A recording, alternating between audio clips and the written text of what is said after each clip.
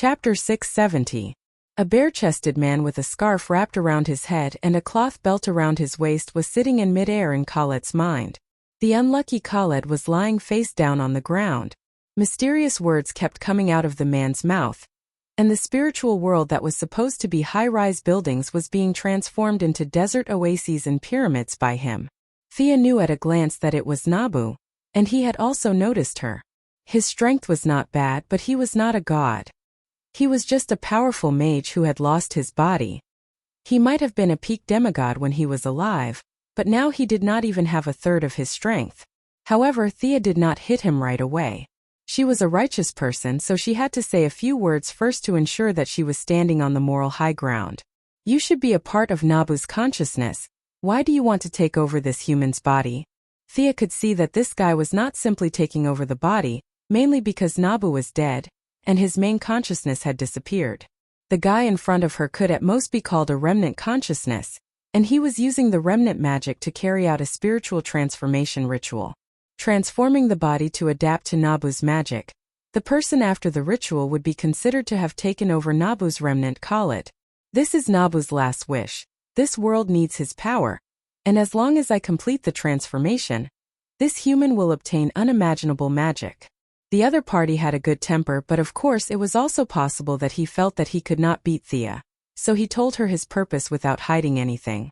Seeing that they could communicate, Thea did not want to use force, but this person's ritual was too overbearing, and he did not even ask for her opinion. Forcing her on the horse, she had to be willing, even if she was unwilling. Does this Khaled know what you think? Is he willing to fight for this world? Have you considered this question? Looking at Nabu's confused face, Thea knew that he had not considered it. Perhaps in the eyes of these ancient people, there was no doubt about it. Contributing to the world, dying in battle for humanity was probably a matter of course. Some radical people at first claimed that they were the descendant of some god, and in the end they believed it was all because of this kind of thinking.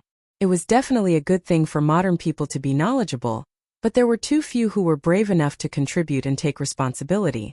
There was no need to mention the sense of reverence. He respected his leader because of his job. Once there were no benefits involved, the leader was nothing. The lack of reverence was probably one of the reasons why the gods of faith were on their way to the end. Now this Neb was taking things for granted. He was using the same method he used on the ancient people to convert modern people and forcefully change Khaled's mental world. Thea felt that when he was done, this brother would not be far from turning evil. I know you're not a bad person and you don't want to do bad things. But if you continue, are you sure it won't backfire?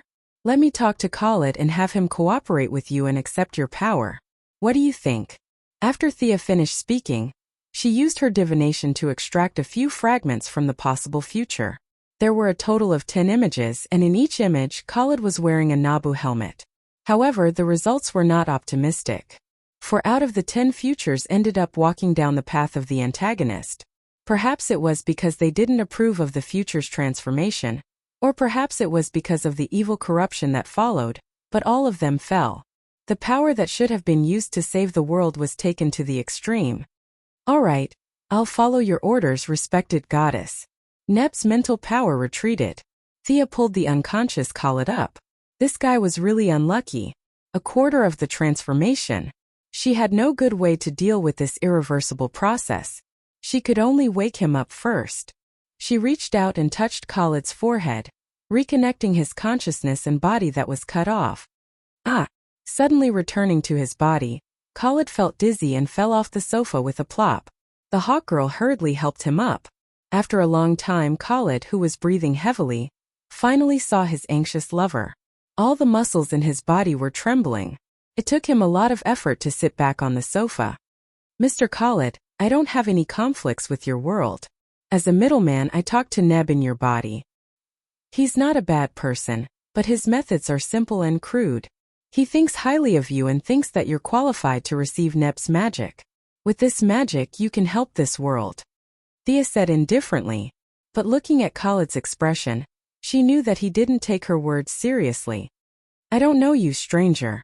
I won't accept anything from Nebraska. That thing wants to eat me. Do you know that? He wants to eat me. Khaled, who was a little agitated, yelled at Thea. The young lady was a little speechless. This Neb really didn't know how to do things. He forced a deal the moment he came up, and forcefully turned a good thing into a bad thing. Now they were enemies. But it wasn't her habit to let others spit on her. She didn't spoil him at all. She silently cast a spell to freeze Khalid, who was waving his hands to argue with her. This guy was an idiot. When others tried to stop a fight, he actually wanted to beat them up. She couldn't talk nicely to him. She had to use force. Suddenly Khalid, who had lost all his senses, didn't know what happened. He tried to move his hands and feet, but no matter how hard his brain ordered, no matter how hard he tried, the muscles in his body seemed to be dead. He couldn't even move his head. He wanted to call his lover for help, but he saw that the eagle girl was looking at him with concern. She didn't notice his abnormality. "Come help me.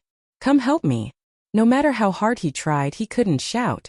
The eagle girl's expression didn't change at all. It was as if time had stopped. Khalid looked up at the clock on the wall. He stared at the second hand without blinking. His eyes were sore. The second hand didn't show any signs of moving. What's going on? Time seemed to be. The young lady clapped her hands lightly. "Mr. Khalid, no wonder Neb chose you. You have the potential to become a mage. Your observation, reasoning, and analysis skills are excellent." Only then did Khalid, who still couldn't speak, notice that there was a moving object in the room. He automatically filtered out Thea's praise, and his eyes revealed a trace of fear towards the unknown. Thea snapped her fingers and he regained his mobility. He rubbed his stiff limbs and looked at the eagle girl and old Robert, who were still standing still. Even if he was stupid, he knew where the problem was. What do you want?" His voice was a little hoarse. He didn't understand. Wasn't the person the eagle girl brought back a friend? Thea was even more helpless than him. This guy was too cautious. "What do you have that I covet?" Chapter 671. "I promised Neb that I would persuade you, but I didn't expect you to react so violently, so I had to use this method to help you calm down. I'm not a bad person, and neither is Nebraska." Thea spread her hands to show her innocence. "I'm not violent, you guys forced me to do this." Khalid couldn't say anything no matter how dissatisfied he was. He could only say that his emotions had calmed down. Could you stop this supernatural power? The flow of time around them returned to normal, as if the world was filled with color again. Khalid was relieved, looking at the smiling Thea. He didn't dare to make a fuss anymore. She straightened her expression and tried to appear more serious. "The wasteland wolf is tormenting this universe. Due to certain rules, I can only deal with the wasteland wolf. You guys have to deal with the earth villains around him. You can ask the old man beside me about this." After saying that, she pointed at old Robert. Old Robert nodded immediately, indicating that this was true. "I know you're not satisfied with Neb's way of doing things, and you even have some bad thoughts, but I want to say that if you can stay true to yourself, even if Neb is an evil god, you should have the confidence to use this power in the right way." Her words were resolute and in line with mainstream values. Khalid's expression improved a little. "I'm not from this world. I'm just a passerby here. In the future, this universe and this earth need the power to protect it. Mr. Khalid, the opportunity is right in front of you. You shouldn't hesitate, whether it's for Earth or your lover." After saying that, Thea pointed at the Hawk Girl. Although there was no Hawkman in this world as the Hawk Girl's spouse, Khalid was also quite stubborn. She had to break down the logic. As she expected, when she mentioned his wife, Khalid's spirit finally recovered. However, he still hadn't made up his mind. Thea also forgot who advised him in the original timeline. She could only wait for him to make a decision. The Hawk Girl began to comfort him.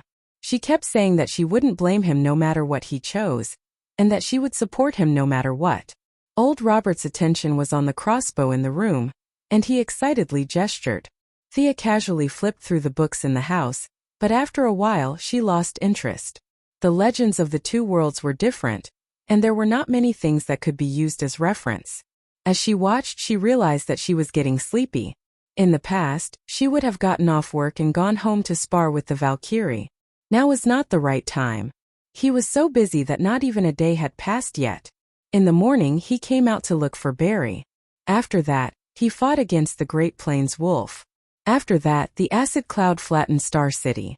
After that, he was scared to death by the Spectre boss. In the end, he even had to train those heroes personally. He even helped them make a ring. Now, he even had to mediate their conflict. There were so many things to do today that just thinking about it made him feel extremely vexed. The young lady covered her mouth with her hand and yawned beautifully. Just as she was about to fall asleep, Khalid finally made up his mind. I want to inherit Neb's helmet. This is my destiny. You're not asleep, are you? Khalid almost burst into tears. I made such a big life decision at such a crucial moment. Did you hear me? Sia was a deity. She regained her composure in less than a tenth of a second. She smiled as if nothing had happened, indicating that she had been very clear-headed the whole time. She had relied on her adamantine drill and the lightning-speed electric drill to pierce through her skin. Khalid still did not dare to argue with her. I abandoned the helmet. I don't know where it went. It's okay. The helmet is just a manifestation. It represents Neb's spirit. Now that Neb is still in your body, it means that the helmet is not lost. Thea was actually very sleepy. She forced herself to stay awake and explained to him. No matter what, she had to get some benefits from Nebraska, otherwise, it would be a waste of her effort. Is that so? Khalid's face was full of question marks. Thea wanted to go back and rest. It would be best to solve the current problem quickly. She reached out her spiritual power and negotiated with Neb in his body briefly before retreating. Mr. Khalid, the helmet has returned to Neb's resting place. You have to be firm in your belief to obtain all of Neb's power. Neb's things are all stored in a subspace. Let me bring you there. After the young lady finished speaking, she did not ask for their opinion and teleported the three of them over in a sky-blue ripple. The sky was gray and the ground was stiff. The surroundings were either strange rocks that looked like beasts or withered old trees that could make children cry. The air was faintly discernible and there were howls of agony. The few of them looked at their surroundings. Even Thea could not help but focus her attention. The intensity of the negative energy here was beyond her imagination. Did Neb lie to her? Was he actually a necromancer? In this place, if 100 corpses were buried, 70 to 80 skeleton soldiers would stand up the next day. The negative energy here was too strong. However, she quickly gave up on the idea. Not far from her line of sight, there was a tall tower that reached the sky. That was the only light in this world. It was the wizard tower that Neb had described. The Tower of Destiny. The tower was surrounded by a dense power of order. Using the wizard tower to suppress this space? Was there something extremely evil buried in this subspace? She pointed at the tower in the distance and gestured for them to follow. Halfway through, Khalid suddenly fell to the ground, causing the young lady to be shocked. His face was covered in dirt from the fall and he got up. Ignoring his sorry state, he shouted loudly, "The enemy of the sorcerers, the 1,000-year fate. The red apocalypse is coming." Thea was stunned by his words. This guy seemed to have some kind of prophecy ability. A quarter of the modifications made him even more paranoid. However, an enemy that he thought was unstoppable was not necessary in the eyes of the young lady. However, after the incident with the spirits, Thea was much more cautious. Her 5 fingers that were as white as jade moved quickly and casually. A mysterious and indescribable magic circle was spread out.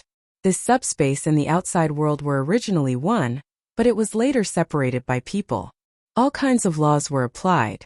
Thea consecutively arranged 3 protective magic circles and 2 spatial magic circles. This time, even the spirits would not be able to teleport her silently. These magic circles could at least buy her a few seconds. She was confident. After waiting for a few minutes, she was a little confused. There was no warning in her mind. Then there were only 2 possibilities. The enemy was far stronger than her, or the enemy was far weaker than her. This was very awkward. The young lady felt that she was most likely a frightened bird. How could there be so many people in the multiverse who were stronger than her, and who had nothing better to do than to stare at Earth 2 every day? Divination could not predict her future, especially when she was a powerful god. She was in a dilemma and could only wait. Chapter 672. First, it was Khalid's warning, and then it was Sia's formation, as if she was facing a great enemy. The remaining Old Luo and Hawkgirl were influenced by the 2 of them. They each took out their weapons and were carefully on guard. Just when Thea was tired from waiting, a blood-red teleportation wave appeared in front of them. Thea laughed dryly and pointed at the red wave to Khalid.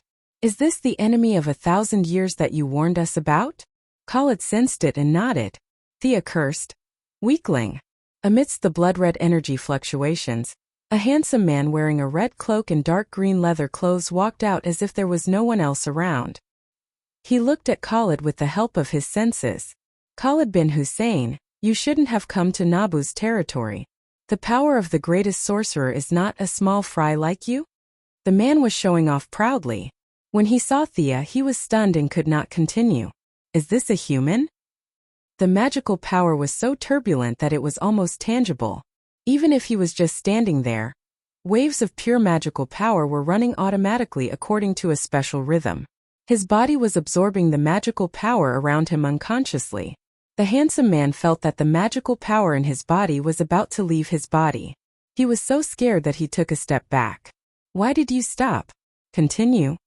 Missy looked at this guy curiously. To be honest, this guy was not weak. He was much stronger than Mr. E. Daddy Midnight and the others on Earth. In the Magic Legion of the New Creation Planet, there were only about 180 people who were stronger than him. The handsome man's heart was in a mess. Could it be an illusion? That was his first reaction, but he quickly tossed that thought to the back of his mind. Nonsense. The magical power in his body was about to go out of control. Whose illusion could be so powerful? She was the embodiment of magical power. Is she really human? Even the strongest sorcerer Nabu he had ever seen could not compare to this woman. The handsome man felt his face was burning. The handsome man almost wanted to teleport and escape. However, no matter how hard he tried, it was as if he had thrown his magic power into the void. He repeatedly exerted his strength as if he was constipated. The teleportation that he used to be able to attack and retreat with ease could not be activated at all. At this point, he was completely convinced that this was not some kind of illusion. The other party's attainment in magic had already crushed his. The difference in their levels of understanding was too great. In fact, he had really wronged Thea. The young lady could indeed confine space. The reason why the handsome man was so terrified now was because Thea had already fixed the space here in order to guard against the enemy of 1,000 years that Khalid had mentioned. It was possible to teleport in, but what about leaving? Several advanced spells were being cast at the same time. Thea found it difficult to cast them herself. What's your name? What are you doing here? Eldest young miss asked calmly. Although she was wearing casual clothes that did not match the empty and silent environment, the handsome man did not dare to ignore her. He bowed respectfully and said, Master, I'm Votan. I'm here too. When it came to the purpose of his visit, he was a little hesitant. He was here to intercept, but how could he say it without causing any misunderstandings? Fortunately, Thea helped him out. You have a conflict with this Neb? The handsome man nodded immediately. That's right. I thirsted for his knowledge and skills, but he defeated me. Thea looked at him deeply, as if she had seen through him. You're very persistent and passionate about knowledge. I won't make things difficult for you. You may leave. With that, eldest young miss stepped lightly on the ground with her left foot. An invisible wave spread out, and the confines of the teleportation were lifted. The handsome man wanted to run, but the question that had been in his heart for 1,000 years made him hesitate for a moment. He gathered his courage and asked, Master, can you please give me some pointers? Why am I inferior to Neb? Thea felt that there were too few people with magic in this world. It would be a pity if even one of them died, so she did not intend to make things difficult for him. Now that she heard his question, she smiled. She sized up Votan with her electrifying eyes. Your body is very normal, but your soul can no longer bear the burden. You've thought of using magic to extend your life, right? You don't have to deny it. Many people have done so. It's just that your attainment has not reached that level. So you found another way to use magic to carry on your memory. Am I right? The handsome man's face was ashen. It was not a good feeling to be seen through, but he still nodded. Master, you're right. Thea asked again. Do you know why many masters in ancient times who had more magic power than you chose to die instead of using this method to extend their memory? The handsome man vaguely knew the answer, but he still asked with a glimmer of hope, Why? The soul can't bear such a huge amount of memory. You relied on the accumulation of several lifetimes to try to find the true mystery of magic. It's a good idea, but this is not the right path. Every time you reincarnate, the burden on your soul will double. Although your knowledge will increase, your affinity with magic will deteriorate because of your soul. This is your current problem. To prove her words, Thea pointed at the hawk girl. I've seen her in another universe. She has reincarnated 206 times, and her strength is weaker each time. There's a limit to a human's soul. Let's talk about your old acquaintance, Nabu. In some worlds he eventually became a god, but in this world, he also chose to die, leaving only a simple remnant of his consciousness. It can be said that the Nabu of this time and space is dead. Do you understand? You're on the wrong path. Thea's words were not only directed at Votan, but also at Khaled, who was behind her. Let's go. After saying that, she walked toward the distant tower with the bearing of a master. The few of them followed, leaving only the handsome man who looked dazed. You've really seen me? I've been reincarnated more than 200 times? The hawk girl saw that Missy had fooled the menacing enemy of 1,000 years, with a few words, and started to use honorifics. Thea looked at her strangely. Yes, anything is possible in the multiverse. The few of them did not continue talking and walked forward slowly. Old Robert came to her side and whispered, "That guy is still following behind us." Thea had already noticed. Votan's heart was dead, and he did not know what to do. He was now following behind them in a daze. Thea shook her head, indicating that she did not need to care about him. Most of her attention was already attracted by the giant tower in front of her, and an unimaginable power was suppressed here. What kind of terrifying power was that? It was pure and true evil. Perhaps it shouldn't even be described as evil. Evil was a little narrow in front of such great power. Sia's mutated vision was filled with indescribable shadows. Nabu used his own wizard tower and gathered at least half of the power of order in this world to suppress this shadow. That's right, Thea felt that this was an insignificant shadow.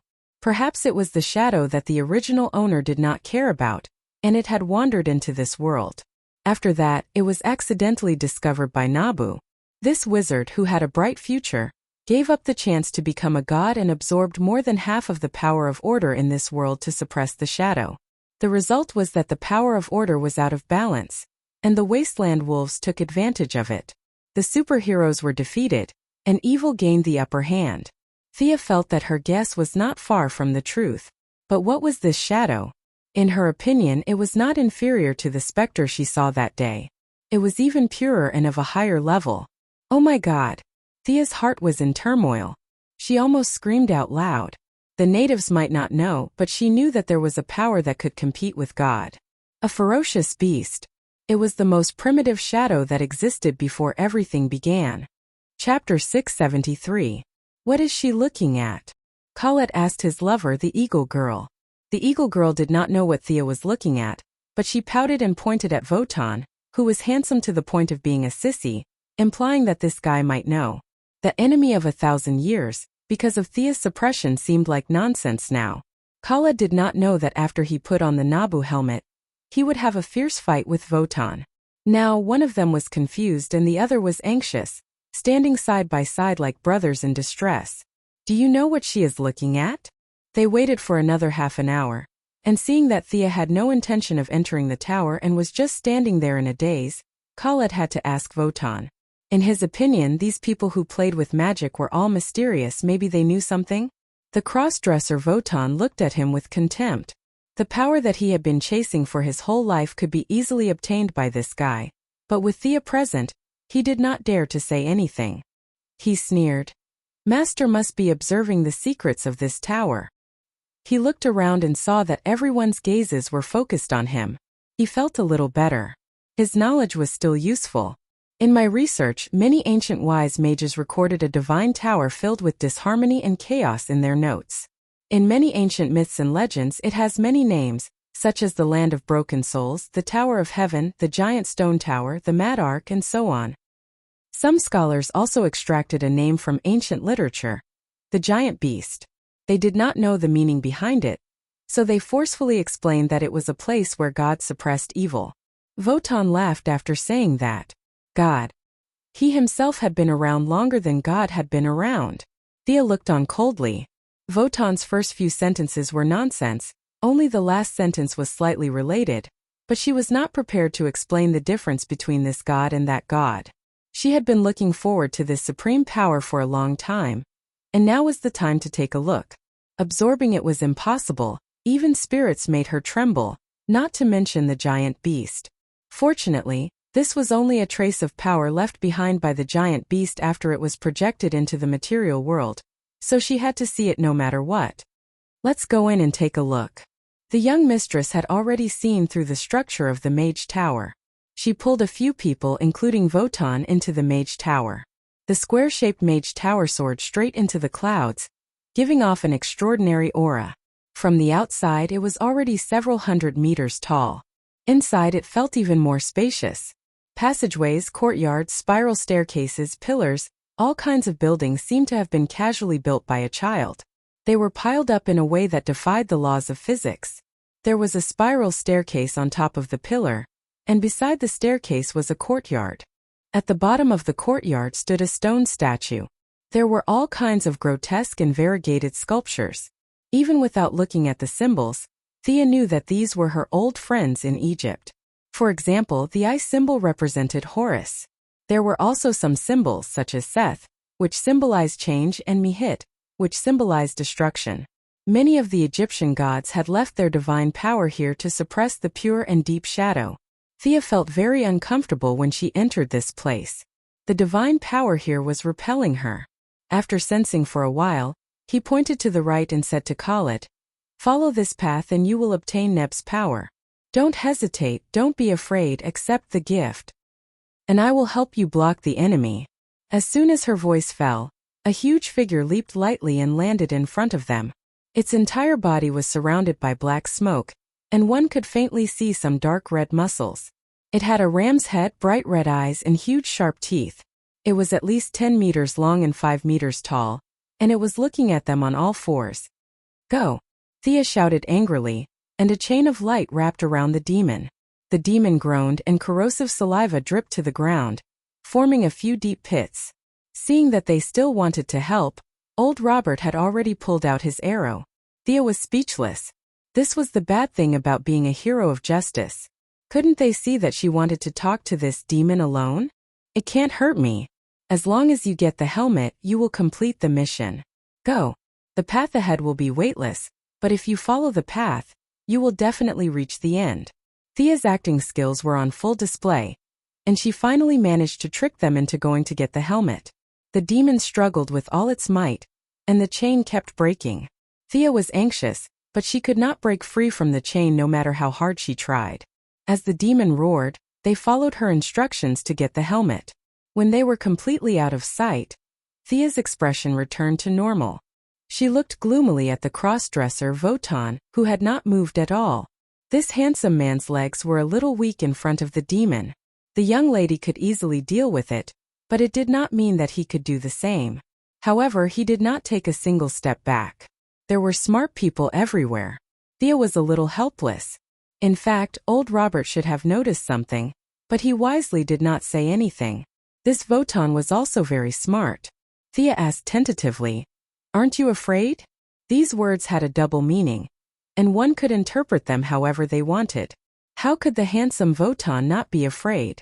He was scared to death. At first, when he saw Thea struggling to maintain the chain, and the demon struggling as if the chain would break any second, he had some guesses, but he was not very sure. However, now that the few idlers had left, and the young lady's chain instantly tied the demon up like a kitten, how could he not know that there was a problem here? "I can die in order to seek knowledge." These words were said very firmly, with a spirit of sacrifice for the truth. Thea nodded. To be honest, she was a little unhappy. The moment she saw this demon, she knew that half of her plan had failed. The purest and deepest shadow that had drifted into this universe had been contaminated. Perhaps it was the chaos attracted by the power of order, or perhaps it was the various bad habits of humans, but this shadow had developed intelligence. It gave birth to this demon in the purest and deepest shadow. It seemed to have gained the ability to walk freely, but the power above the rules had been directly crippled. It could be said that it had nothing to do with the giant beasts. Although this demon's combat power was very high, Thea still felt that it was a pity. After mixing with this world's debris, it had lost its pureness, and its value had shrunk by tens of thousands of times. As for tracing it back to its origin, the young lady only thought about it. Even if she had the combat power of a ghost, she did not dare to trace the origin of this demon. Who knew what it would trace back to?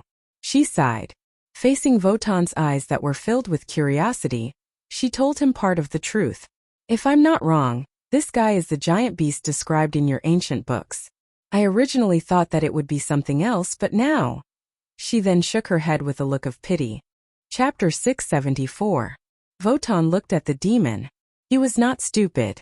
Something that could be valued by a mage of Thea's level must be extraordinary. However, he also knew that he was too far away from that level.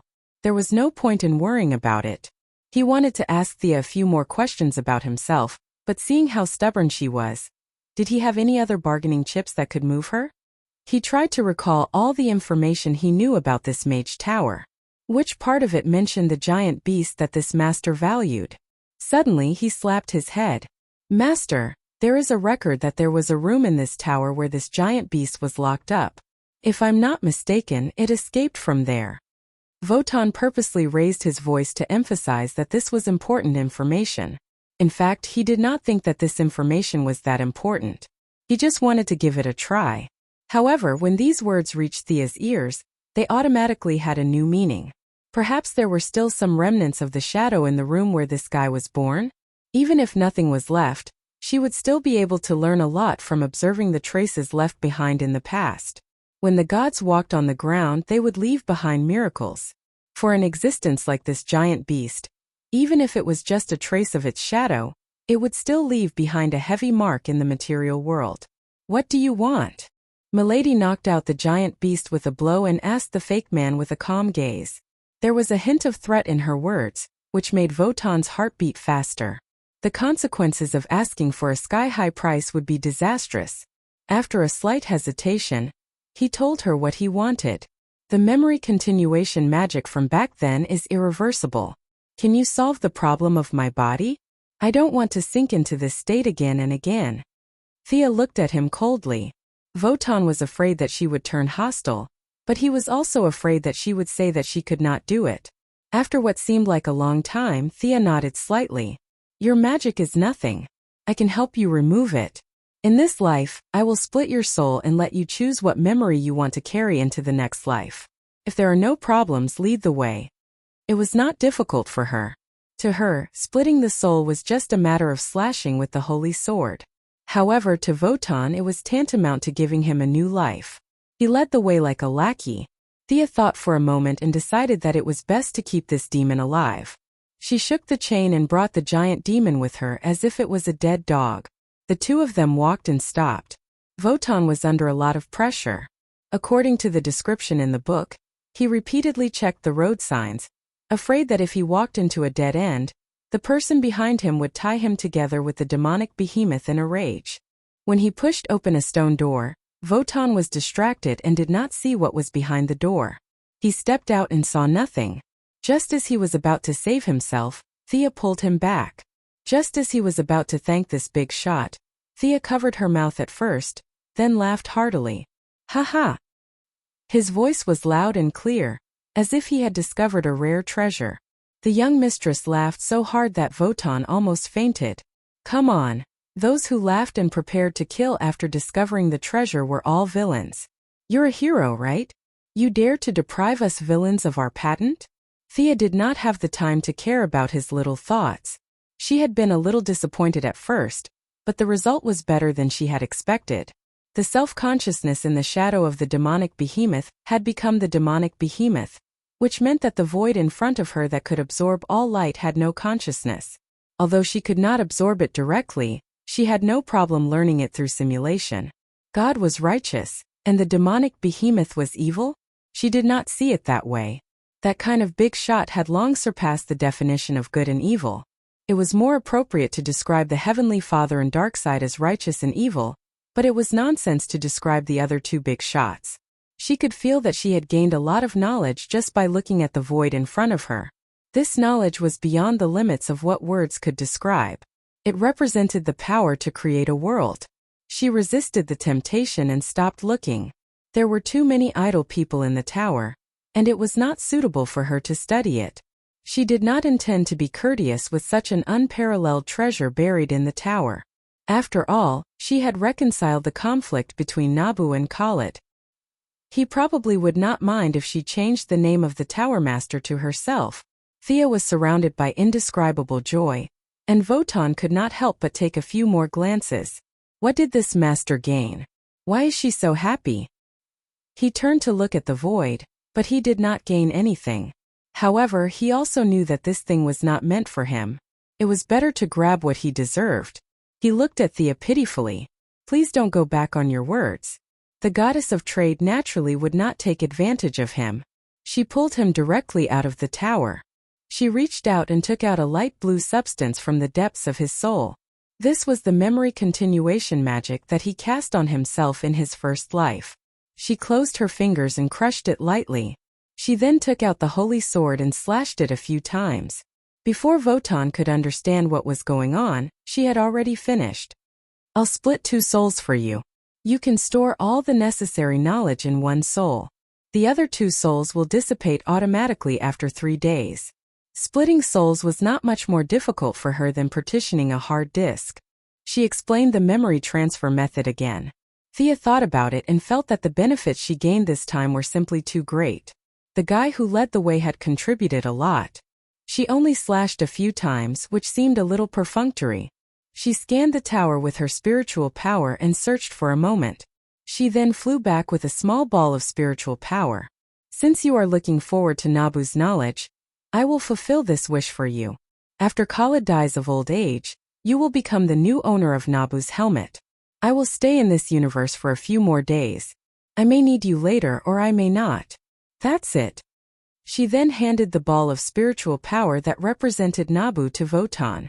She then opened the door and threw him out of the subspace. After chasing away the irrelevant people, she began to collect the tower. Although the tower master was Nabu, so what? If the goddess of wealth wanted to give him benefits, he could not refuse. It was not the first time that she forced people to buy and sell. She did not have any psychological burden at all. However, this time she did not use a single copper coin to buy the tower. Didn't you, Nabu, value your successor? I will give you a few spells. After all, knowledge is priceless. She transferred a few powerful spells from the Egyptian gods to the tower. It was meaningless for the tower to keep these spells, so they were naturally transferred to Nabu's helmet. A simple transaction was completed. She did not plan to move the tower. After all, the tower still carried half of the power of order from Earth. Whether it was to suppress the shadow or to stabilize it, it was not suitable to be moved. If Thea wanted to study it in the future, she could come to this subspace. What? What if Dr. Fate did not have the Tower of Fate? She did not care about that. Moreover, she felt that Khalid Hussein might not realize that the tower originally belonged to him. The reality was not far from what she expected. Khalid put on a fully enclosed helmet. When he came out again, he did not know that the tower was given to him. The 3 of them met up with Sia. At that time, she was meditating outside with her eyes closed about the knowledge she had just learned. The mysterious knowledge was intoxicating, and she only woke up when old Luo called her twice. There were a lot of things to do in the outside world. It was not a good time to think about it. She took them back to New Orleans. She used simple magic to exchange a few moves with Khalid, who now called himself Doctor of Fate. There were many hidden dangers in this kind of power transfer. His state of mind was unstable, arrogant, and his magic power was extremely crude. He thought that the heavens were his number 2. Sia gave him a solid beating, and only then did he realize that he was still a mortal, not a god. Nabu only gave you magic and experience. You still have a long way to go before you can use his knowledge freely, Mr. Khalid. Khalid, who was wearing a metal helmet, kept insisting that they call him Doctor of Fate. He wanted to separate the 2 identities.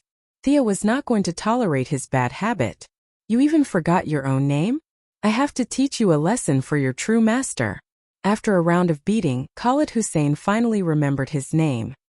He was no longer so stubborn about others calling him Doctor of Fate. Leaving Hawkgirl to help Khaled familiarize himself with his new ability, Thea took old Robert back to the Batcave. Looking at Psyker, Caitlin had a strange expression. After asking, she found out that Barry Allen had picked up a handsome guy when he installed the Intercept node. Chapter 675. Jay Garrick, a very energetic young man. At the same time, he was also the fastest person in this world. His speed came from an old acquaintance, the Greek god Hermes. The Hermes here had the power of speed and was also a good god. He was seriously injured in the battle with the Great Plains Wolf, and before he died, he passed his power of speed to Jay Garrick, who was passing by. Barry met his peers when he was running. After that, in order to strengthen the power of justice, he brought him back. A slightly large silver helmet that looked like a pot lid was placed on his head. There were 2 golden wings on both sides of the helmet. He was wearing a red tights and there was a huge yellow lightning bolt drawn on his chest. At this moment, Jay Garrick still couldn't fully understand his own ability. Barry was explaining it to him out of kindness. This guy. Thea's gaze was a little strange. She remembered that Jay Garrick was a sock puppet of extreme speed. However, in order to separate from his original body, of course, in Thea's opinion, it was most likely that he was confused by drugs. Extreme speed created a time remnant to pretend to be Jay Garrick. After that, he realized that he could not control the other party and killed the time remnant in the end. Thea's evaluation of extreme speed was that he was sick and had a hole in his head. But here came the question. Was there a problem with this Jay Garrick in front of her? After looking carefully for a long time, she did not see any problems. Whether it was the body or the soul, it was the same on the surface. This was a superhero who was willing to sacrifice for justice. The young mistress could only say that she did not know how to differentiate between the original body and the time remnant. If this guy was harmless, then let him be. Green Lantern Ellen Scott, Flash Jay Garrick, and Eagle Girl Kendra Sanders. These were the new big 3 of Earth 2 after the sacrifice of Superman, Batman, and Wonder Woman. It had to be said that Nebra had taken away half of the world's power of order.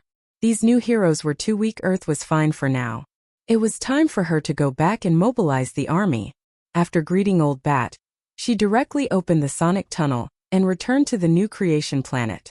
Your Majesty, the Great Plains Wolf is rampaging in that universe. Please allow me to lead the army to eliminate him.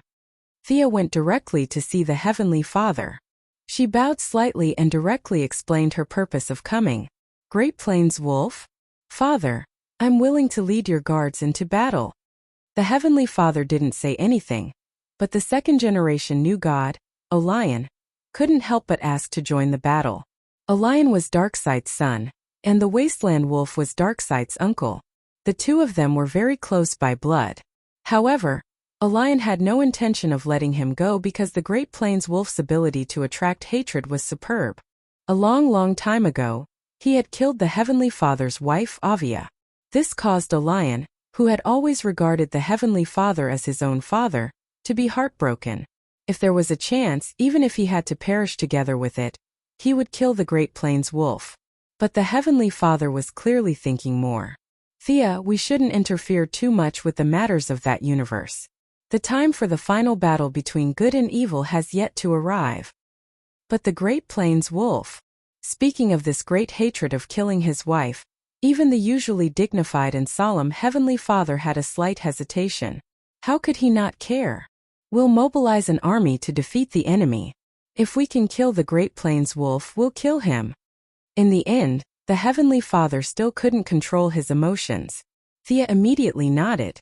This was similar to how the Spirit had told her not to directly participate in the battle between mortals. Perhaps the Heavenly Father and Uncle Da had some kind of connection with the higher-ups?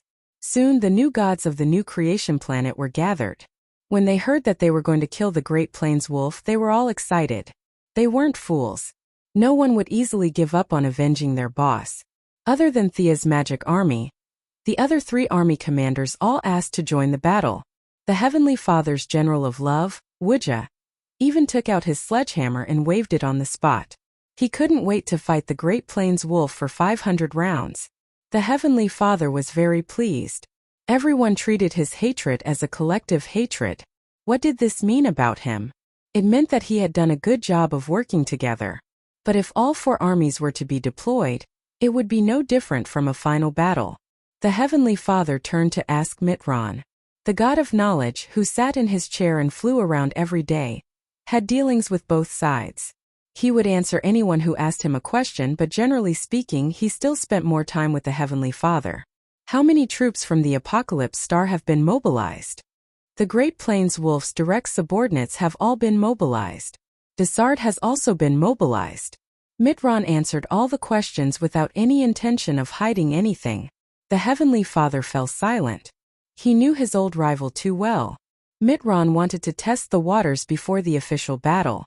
Darkseid had sent out his left and right hands, and the Heavenly Father couldn't show any weakness. But in order to have a backup plan, he wouldn't send out all his elites. Orion, take my guards and Goddess Thea's magic army. The 2 gods bowed and walked out of the door together. Thea's army had already gathered at the first moment, and the Heavenly Father's guards were the best of the best. It looked like each of them was holding a spear, but in fact it wasn't just a melee weapon. They could also shoot lasers. Becca, how are the preparations? Thea asked her assistant. The blonde lady, Becca, was a demigod who was proficient in both magic and martial arts. She would become a lion's wife in the future, and even now she had shown extraordinary leadership skills. Thea's clone on the planet of creation was only in charge of the general direction, and almost all the details were handled by Becca. Commander, we can set off at any time, Becca replied with a dignified aura. Thea sized up her subordinates. After more than a year, the magic army's size was still maintained at 1,000,000, but the quality was much higher than before. They had a staff in each hand and a robe in the other. 100 captains, all armed to the teeth, had rings that amplified magic power, necklaces that enhanced energy, robes that were embroidered with the sun, moon and stars, and staffs that could shorten the chanting of spells. All this equipment had been created by Thea's clone and the god of blacksmithing, Hay-8, over half a year. It could be said that the strength of these 100 people was similar to that of the trap, Voton. Any one of them could take over a planet and dominate it. They could be said to be the small group of people who had the highest affinity with magic among the hundreds of millions of people in the new god race. More than 10 of them could successfully cast a high-level spell like Time Stop.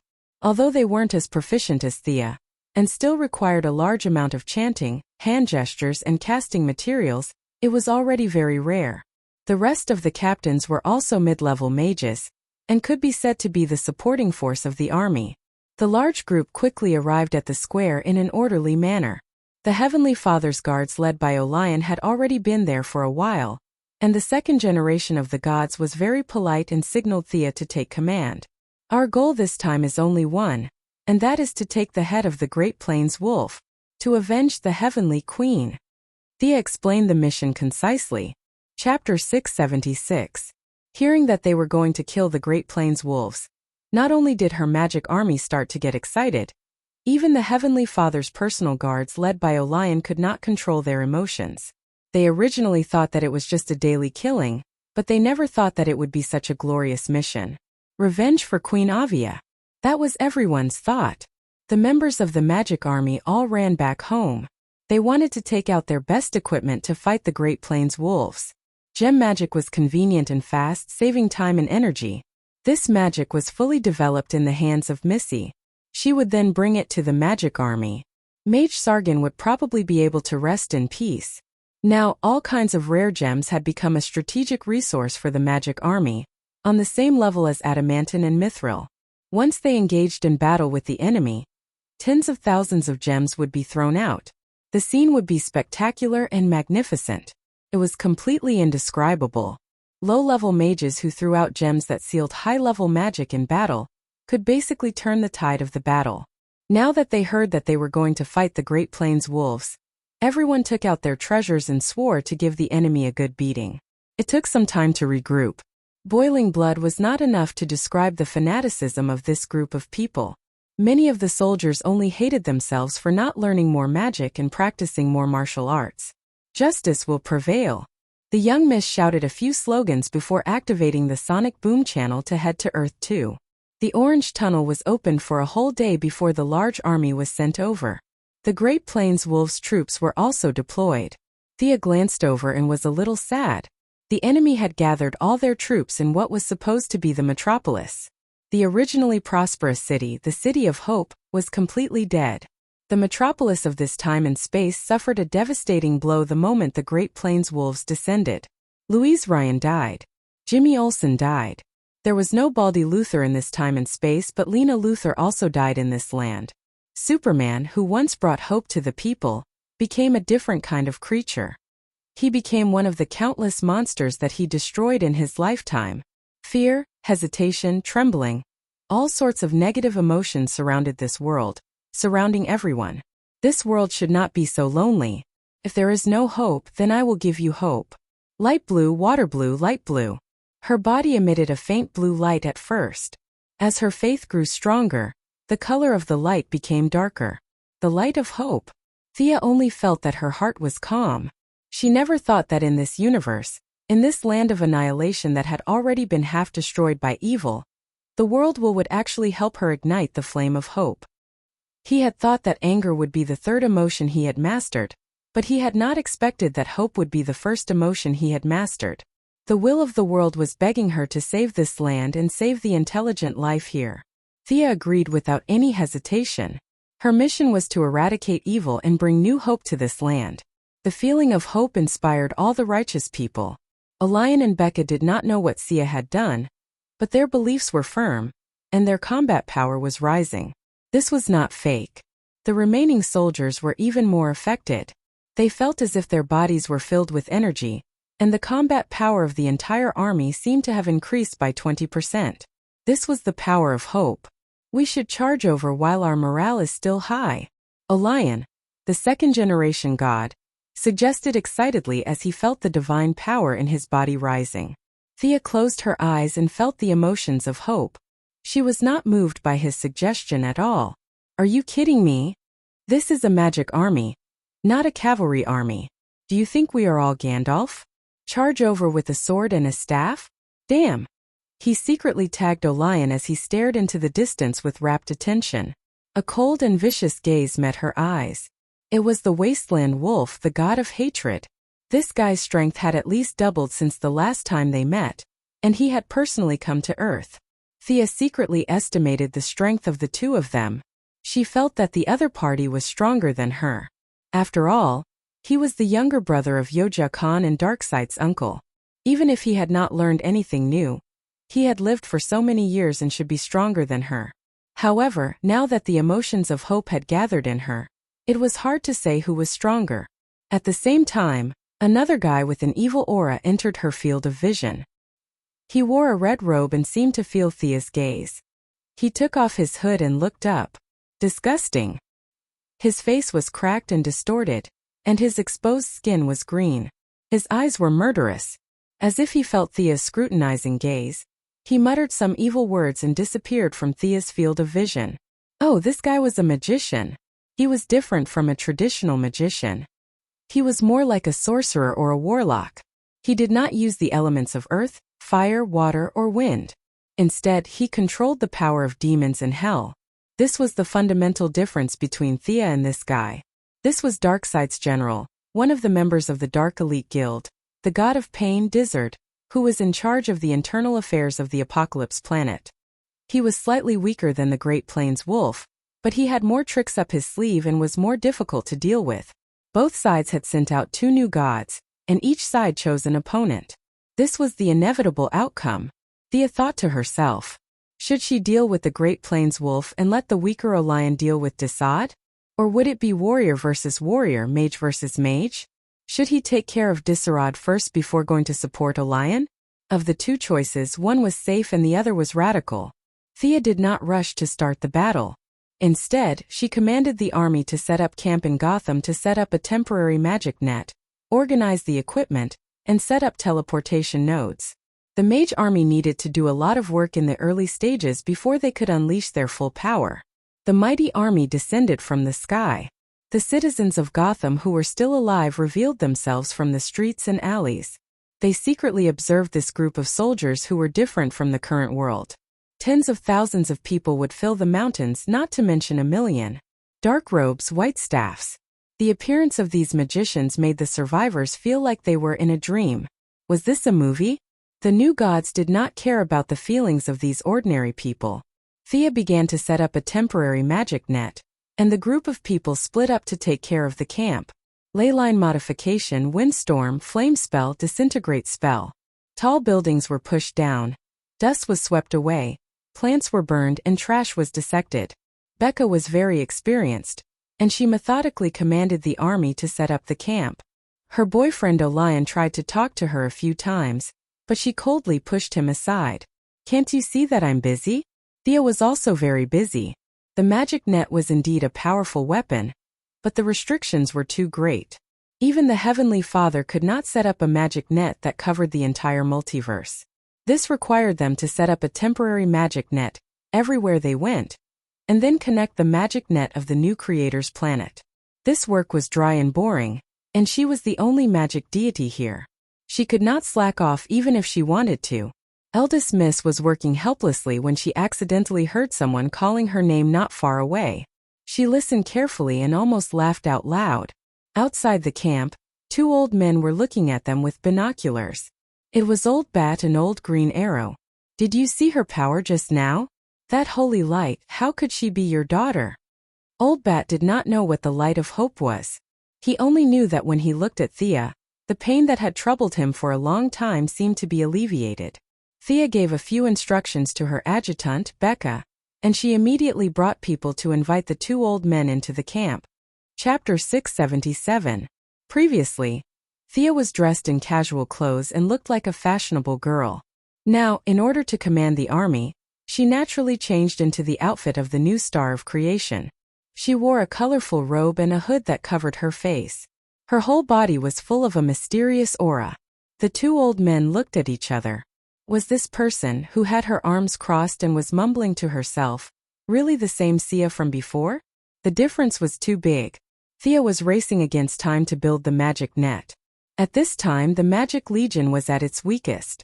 The new Protoss did not have the habit of sneak attacks, but it was hard to guarantee that the Wasteland Wolf and Disarad would take the wrong medicine and play a blitzkrieg. The work of the Magic Legion could not be slack, and the coordination work with Earth 2 also had to be done. Taking off the hood, the two old men were relieved when they saw the familiar face. How much combat power does Earth have? My Legion can only deal with the Wasteland Wolf. You have to be responsible for the human army under his control, Thea said lightly. About 200,000 troops will be dispatched. This is already the largest combat power of the World Military Committee. Several superheroes directly under the military will also participate in the battle. Being in the Magic Legion, Old Bat felt uncomfortable all over.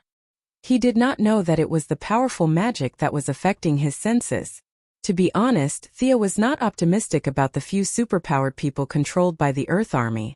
The Atom Man here could not shrink, but instead, he would become a big fool. In addition to looking fierce, he was completely a target. The rest of the Sandman team was a group of well-trained agents. What about Superman? Have you thought of how to deal with Superman?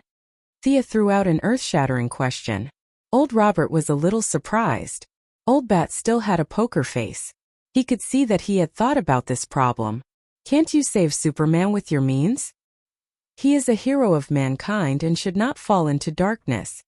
Thea still glanced at him and shook her head gently.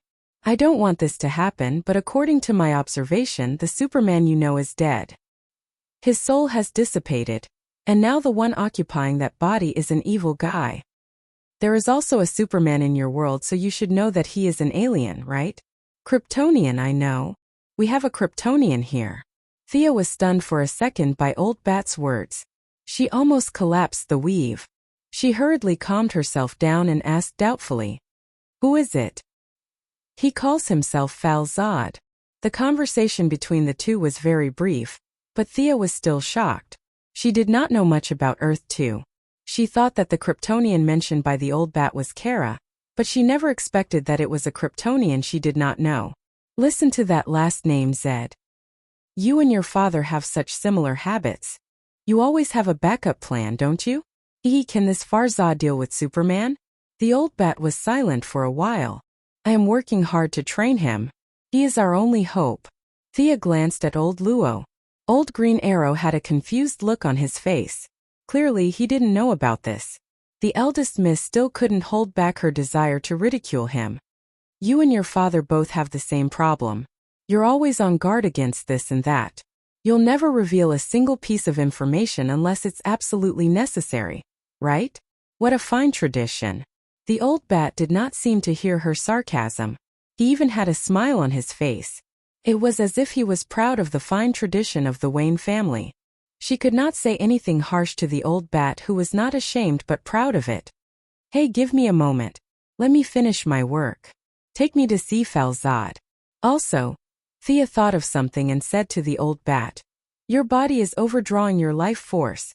Follow my adjutant to treat it. It's not possible to restore you to your original state, but you can at least recover some of your losses. Oh! An hour later, the old bat who had been treated led Thea to Arkham. Arkham in this dimension was also notorious. Following the old bat through the tunnel, Thea finally saw Farzad in a bedroom deep underground after going back and forth for 7 or 8 rounds. F***ck, this guy is black. Originally, Thea thought that Zod and Fiora were together in this dimension. But looking at his skin color, Thea knew that it had nothing to do with Fiora. He had seen Batman before, but Thea was a stranger to him. Falzad seemed to be a little shy and took a step back. So weak. He is just an ordinary person. Thea looked at the old Batman. Why don't you let him bask in the sun? The old bat was still expressionless. He doesn't like to fight. He has no will to fight at all. That's why I keep him here. A Kryptonian who doesn't like to fight? Or is he Zod's son? Thea could only respond to the malice of the world with a chuckle. Why are you so cowardly? Kryptonian, what is your initial gene mix type? Teacher? Artist? Scholar? The young lady's time was precious. Seeing a precious combat force being wasted because of her own reasons, she felt distressed. She did not care what the old bat thought and asked directly in standard Kryptonian. The old bat glanced at her indifferently and did not speak. The Kryptonian guy, who was not sophisticated at all, just stared blankly. Looking at his submissive temperament, Thea was angry. She seemed to understand the old bat's intention. This was not a secret weapon. It was a last resort. She did not have much hope for this Kryptonian. The Magic Legion could not attack Superman, so she had to use the old method. Is there kryptonite in your universe? The old bat and the black guy asked at the same time. What is kryptonite? Is that so? General Zod was not here. Earthlings had never come into contact with kryptonite at all. Thea took out a piece of kryptonite. Before she could do anything, the black guy fell to the ground with a thud. His face was full of pain. She handed the palm-sized kryptonite to the old bat. You have seen how to use it. It can degrade Kryptonian cells. This is for you. Also, let this guy bask in the sun. We will start the general attack in 3 days. Thea then teleported away, leaving the old bat staring at the black guy with the kryptonite in his hand. Perhaps the Wasteland Wolves did not intend to launch a sneak attack at all, or perhaps the two bosses liked to fight head-on. The Wasteland Wolves were stationed in the metropolis, while Thea was camped in Gotham. Both sides minded their own business and made their final preparations. This was not a game. The Magic Legion could not only use magic, but they could also deal with close combat. The robes of high-level mages were stronger than armor. Ordinary mages could not do that. They had to give up some magic, put on armor, and pick up weapons. The teams were assigned tasks according to their characteristics. They mastered several spells that targeted the Apocalypse Demon Army. Thea was also making the final arrangements. In order to prevent Darkseid from interfering with the magic net, she set up a few more layers of insurance. Even if the Lord of Darkness came personally, they would be able to resist for a few minutes. The old bat said something to Farzad. The Kryptonian, who was suspected to be trained as a scholar, finally walked out of the house and began to absorb the yellow energy of this world. The Earth Resistance Army was also marching to Gotham. The army that was also under the control of the Wasteland Wolves was also quickly gathering. The war seemed to be at hand. Thea left a clone in the outside world to deal with the chores. Her real body had already entered the Tower of Fate to understand the pure shadow. Unlike the kind grandmother, who was born as a commoner on planet Apocalypse, Thea relied on her own efforts to rise from an ordinary person to a new god. Chapter 678. No matter how weak the wasteland wolf was, he was still Yoja Khan's younger brother and Darkseid's uncle. He had a high starting point and had lived for a long time. The accumulation of divine power would be terrifying. Thea did not think that she could win against him. She still needed to make more preparations. Ordinary people could still learn a few more spells or sharpen their swords when they had nothing to do. She could not. She had already reached such a high level that it was almost impossible for her to take another step. Just look at the wasteland wolf, who has ascended to godhood for countless years. And now he is hiding in the basement and practicing hard with a big axe that he can't endure. It can be seen that he is not confident in dealing with Sia, who has ascended to godhood for less than 2 years, nor does he have a way to improve. After tens of thousands of years, Thea could only improve her skills and equipment. Other than that, she estimated that the increase in divine power was only about 10%. The laws of the world favored the gods but also restricted them. They were not allowed to grow without restraint. Both the old and the new gods were within this framework. However, the pure shadow gave her a chance. The laws could not restrict it. Thea came down to take a look whenever she had time. She did not make things difficult for the behemoth demon. She set up an endless loop of dreams. Go in and destroy everything. Just don't disturb me. What can I learn from it? Thea thought as she lay on her side. The shadow seemed to be transmitting some kind of profound theory, but she was confused when she tried to read it. This thing's level was too high. Her decoder's version was too low. She could not read it at all. That was the only way she could comfort herself. She did not know how to deal with this kind of power that did not follow the laws. There was a mountain of treasure in front of her, but she could only return empty-handed every time. The sense of loss made her feel frustrated. Fortunately, she was a casual person. She did not feel too depressed when she saw that she could not directly understand it. She started to use a roundabout strategy. She used the few laws she knew to compare them with the mysterious power of the shadow. The first thing she tried was naturally trade and wealth. The result was very touching. Sia felt that the two big bosses, God and Ferocious Beast, did not need trade, nor did they need wealth. There was no sign of her deity position and shadow working together. Next, the only thing she could use was the emotion spectrum. Without the help of the lantern ring, she had mastered 3.5 of the 7 emotions, which was considered a small accomplishment. Fear. Were the two big shots afraid? They could scare the parallax monsters with a single glance. Giving up on this pity? Thea smiled bitterly. She needed pity, but they didn't. Anger was an emotion that was only a small success. She didn't want to embarrass herself by using it. In the end, she used hope with some hope. She didn't know if it was the will of this world that gave her hope that opened a backdoor for her, or if it was the big boss that pitted her and gave her some hope. Yep, it was literally hope. When the blue light that represented hope came into contact with the shadow, Thea's ecstatic gaze finally changed a little. A deep and dark vision surrounded her. She was surrounded by a space that was as dark as ink. Her supervision was ineffective, and her mental power was ineffective.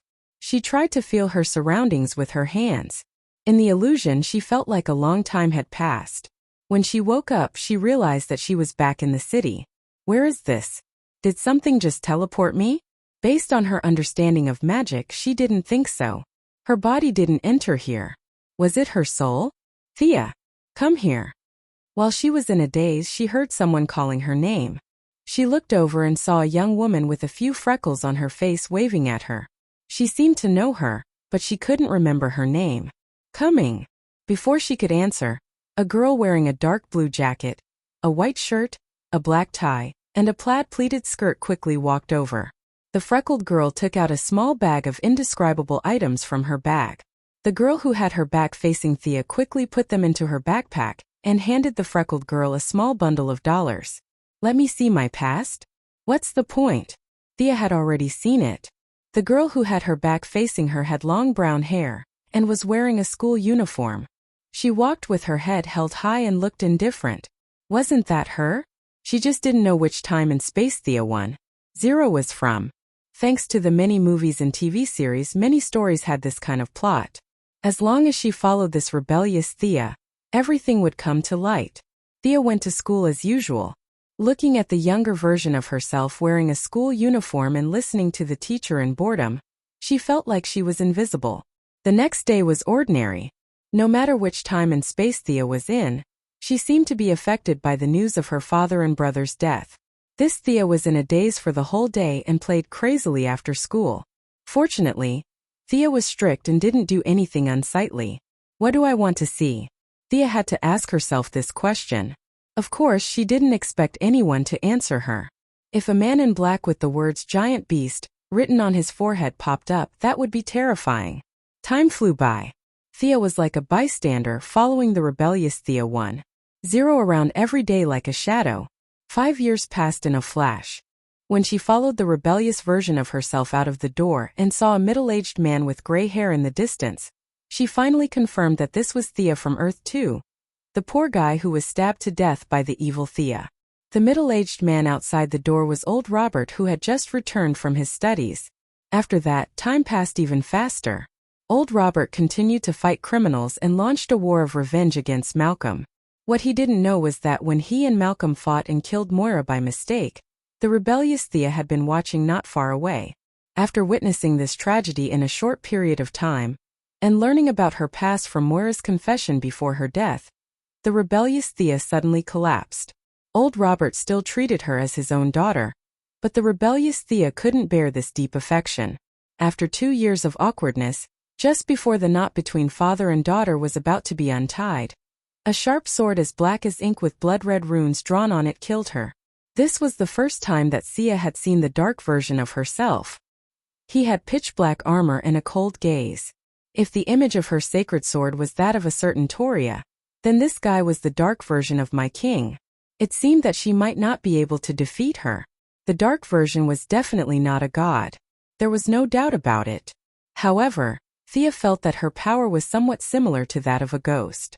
They both had the ability to manipulate the rules and rewrite the rules at will.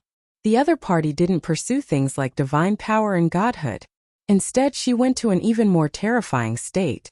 After eliminating a few impossible options and combining various plots, Thea had a rough guess. Eclipse. This dark version of her was possessed by Eclipse. Chapter 679. Tianshur was Spectre's predecessor. He was also God's vengeful spirit, but he was later sealed in the heart of darkness. This was something that very few ordinary people could come into contact with God's power when they were still young. It was easy to use. After finding the heart of darkness, the process was automatic. As for whether the person who possessed the heart of darkness or Tianshur, she didn't know. Other than that, Thea really couldn't imagine that an ordinary person who didn't understand the plot could reach a place higher and further than her. She laughed self-deprecatingly. How ironic. She was on the side of justice, trying to understand the shadow of the giant beast to fight against the dark version of herself who had obtained God's power. The dark version of herself came and went quickly. She glanced at old Robert, who was shooting arrows crazily, and stepped out of a light screen, disappearing on the spot. Thea also felt that this kind of teleportation was familiar. Spectre teleported her like this too. Old Robert hugged Thea's body with tears streaming down his face and soon fainted. Thea couldn't do anything now. Everything had already happened. She was just a spectator. She vaguely understood some things, but she still needed to verify it. Old Robert was a good person. A light blue, almost transparent figure appeared beside her. Thea felt a little bit of the power of hope from it, but more of a completely unfamiliar power. The light blue figure showed a gentle smile. Let's get to know each other. I'm Thea Quinn. Thea had a strange expression. She shook hands with her other soul. The other soul could actually see her. I was too stubborn and ignorant before. I let old Robert down. Right, there's a voice in the dark telling me that you're also Thea Quinn. How is that possible? Is it just the same name? The light blue figure seemed to be very talkative. Even though she just died, she wasn't too sad. She chatted with Thea curiously. Not only do we have the same name. My father is Robert, my mother is Moira, and my brother is Oliver. The difference between us is just a little bit of coincidence. Seeing that Thea didn't believe her, she tapped on her soul and transmitted a part of her memory. With a little modification, she accidentally found out about her past, joined a company, learned martial arts, and so on. She showed it all to Thea. Oh my God. I never knew I had this kind of orientation. And you're with Wonder Woman. Thea patted her shoulder and said excitedly. Her focus was obviously different from the others.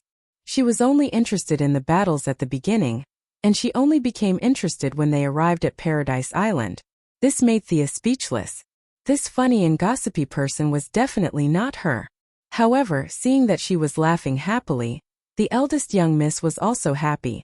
The two women who had 70 to 80 points of beauty were laughing cheerfully like two fools. Interesting. Your life is really wonderful. I admire you very much. The soul Thea looked at her happily, her eyes flashing with hope. It's a pity that I'm already dead. Thea Quinn from another time and space, carry on bravely with this brilliance and your perseverance. Soul Thea said quietly. A few more figures appeared behind her. The gloomy Malcolm, Oliver who was still a playboy, Moira who was full of concern, and the few relatives who had passed away in this world were all silently looking at her. You're also our daughter, little sister. Our path has come to an end, but your world is still very far away. Carry on our expectations and live a wonderful life for us. The few souls had different expressions, but the concern in their eyes could not be faked. Thea, who was also a soul, did not know how to respond. Her usually quick-witted mind seemed to have stiffened. If she had a body now, she was afraid that she would cry. She calmed herself down and nodded firmly at the few souls. I will. I must reach the highest peak.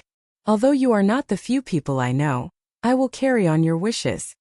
The few souls hugged her one by one, and turned into nothingness under her gaze.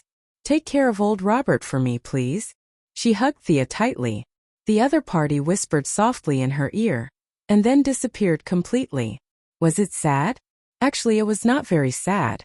The eldest young miss was very clear that if she invested too much emotion in this world, it would be unfair to her relatives in her own time and space.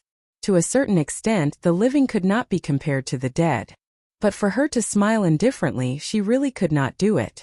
Looking at old Robert who had fainted not far away beside the rebellious Thea's corpse, she seemed to be saying to the air, but also to herself, I will take good care of him. Don't worry. The illusory world began to return to its original color. Thea's consciousness returned to her body, and found that she was still in a reclining position. The shadow still seemed to be eternal, quietly hovering in front of her eyes. There was an additional power in her body. Although the attributes were different, Thea immediately recognized this familiar power. It was the source, a newly born source that needed to be nurtured slowly. Unlike Diana, the long-legged goddess' divine power mainly came from the blessings of the Greek gods. She only had the part that she was born with as the daughter of Zeus, so her nurturing process would be very slow and time-consuming. Thea was a god herself. Her divine power had been purified several times, and it completely belonged to her. Although the divine power of trade and wealth did not completely match the new source, since this source had found her, it meant that there must be something in common. Thea patiently communicated with each other, and tried to pour divine power into the source to complete the nurturing process as soon as possible.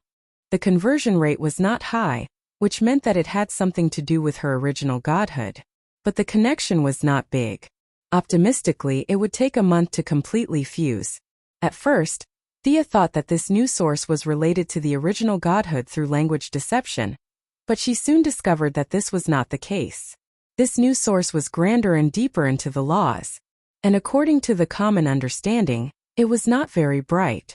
Without staying in the subspace for too long, Thea returned to Earth 2 and focused on deciphering the new source. After spending an entire day, the new source had grown by less than 5%, but her godhood was already foreseeable. When the results came out, she was a little stunned. Her talent tree seemed to be a little crooked. The name of this source was Soul. The connection between soul and the trade of wealth was not big, but forcefully deciphering it could be somewhat related. Thea felt that this was because she had observed the shadow of the ferocious beast.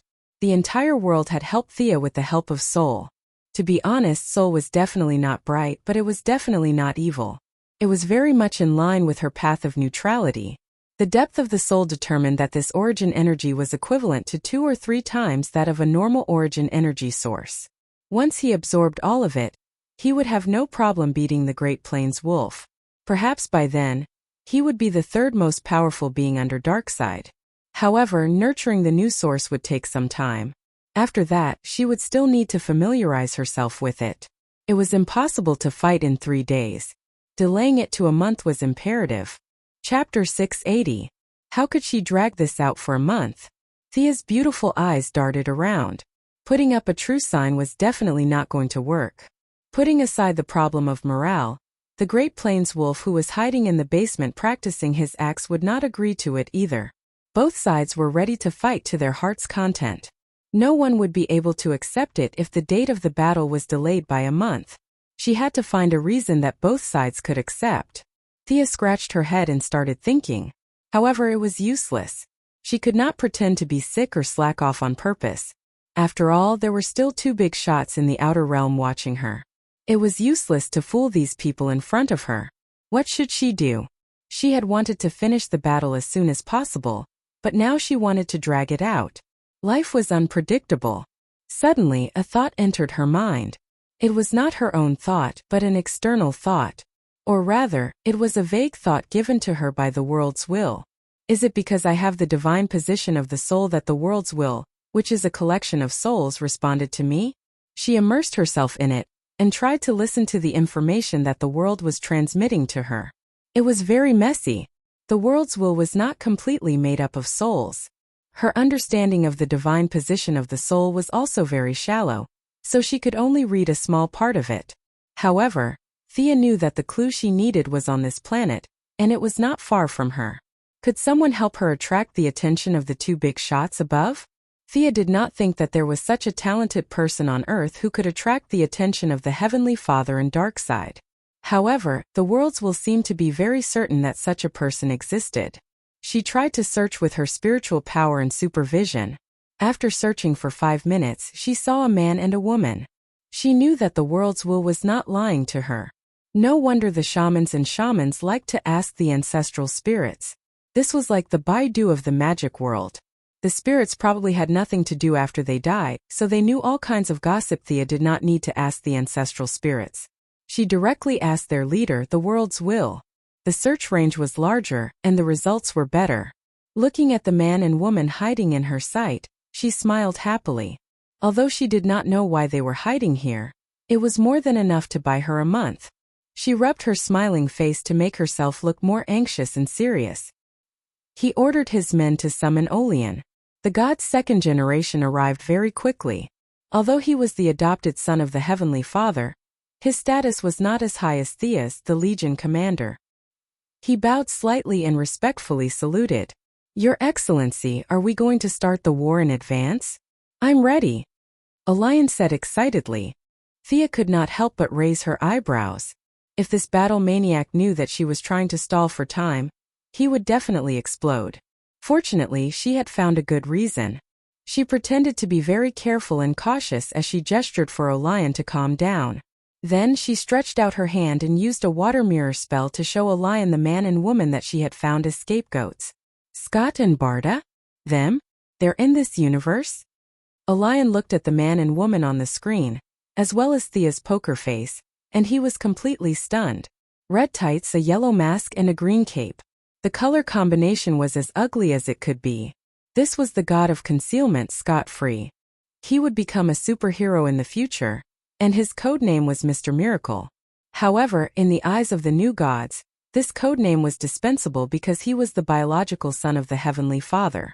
Back then, the Heavenly Father and Darkseid had swapped their sons and formed an alliance. The Heavenly Father took Olian away, while Darkseid took Scott away. Uncle Da did not have the loving nature of the Heavenly Father. He took Scott back and tortured him for a long time. As the son of the Heavenly Father, Scott did not fall into the darkness. Instead, he worked hard and ran away from the Apocalypse Star. Not only did he run away, but he also kidnapped his kind grandmother, the captain of the Nemesis team, the woman named Barda, to run away with him. The image that Thea showed Olian was the image of the 2 of them hiding in the middle of America. We have to rescue him. Olian really treated the Heavenly Father as his biological father. He did not have any thoughts of being abandoned by his adoptive father when his biological son came back. That's right, Olian. You're right. This mission is very difficult. I can't act rashly. Immediately bring people to rescue Scott. If necessary, we can give up on this battle and escort Scott back to the new planet of creation first. Thea said resolutely. This touched Olion. Retreating without a fight in the face of the Great Plains wolf was sacrificing Thea's reputation and prestige in the army. She was so loyal to the Heavenly Father. He could not back down. Immediately, under Thea's anxious gaze, he brought a dozen trusted subordinates to look for Scott. Scott was not so easy to find. This guy was the god of concealment, the #1 escape expert in the world. His talents in concealment were probably maxed out. If not for the world's consciousness tipping them off, Thea would not have realized that there was a new god on this planet. From this, it could be seen how good his concealment skills were. And from the looks of it, he only wanted to be with Big Barda and most likely did not want to return to the new planet of creation. But that had nothing to do with Thea. She just needed to buy some time. Seeing a lion rush out, she did not let go of the Great Plains wolf. She sent a message to Votan the trap and asked him to hypnotize an ordinary person and leave the image of Scott and Big Barda in the person's mind. Then they would pretend to be coincidental and be captured by Desard. Knowing that the traitor of the Apocalypse Star was on this planet, the Great Plains wolf and Desard were overjoyed. Capturing the Heavenly Father's son and dealing with the traitor was more meritorious than destroying a universe. As Darkseid's right-hand men, the two of them knew their boss's preferences too well. Destroying a universe was a matter of course. Capturing the traitor was a great achievement. The two of them had a fierce argument about this. In the end, the god of pain's great warlock, Desard, suppressed him on the grounds that Thea did not make a move and the Great Plains wolf should not make a move either. He brought his trusted subordinates to capture Scott. The next few days were bustling with activity. They did not know how they were exposed, but Scott and his wife began to flee. They joined forces with Olion twice to repel Desard. But when Olion turned his head and wanted to catch up with his brother, he found that Scott had run away again. He had no choice but to continue chasing. The three groups of people fled from North America to South America and then to Europe. Along the way, Thea and the Great Plains wolf added more troops to participate in the marathon of the new Protoss race. At the same time, they tacitly restrained their subordinates from starting a war. Scott was really good at running. He could run for thousands of kilometers in silence. Once the war started and fireballs filled the sky, no one would be able to find him. The leaders of both sides had a tacit understanding. No one mentioned the final battle.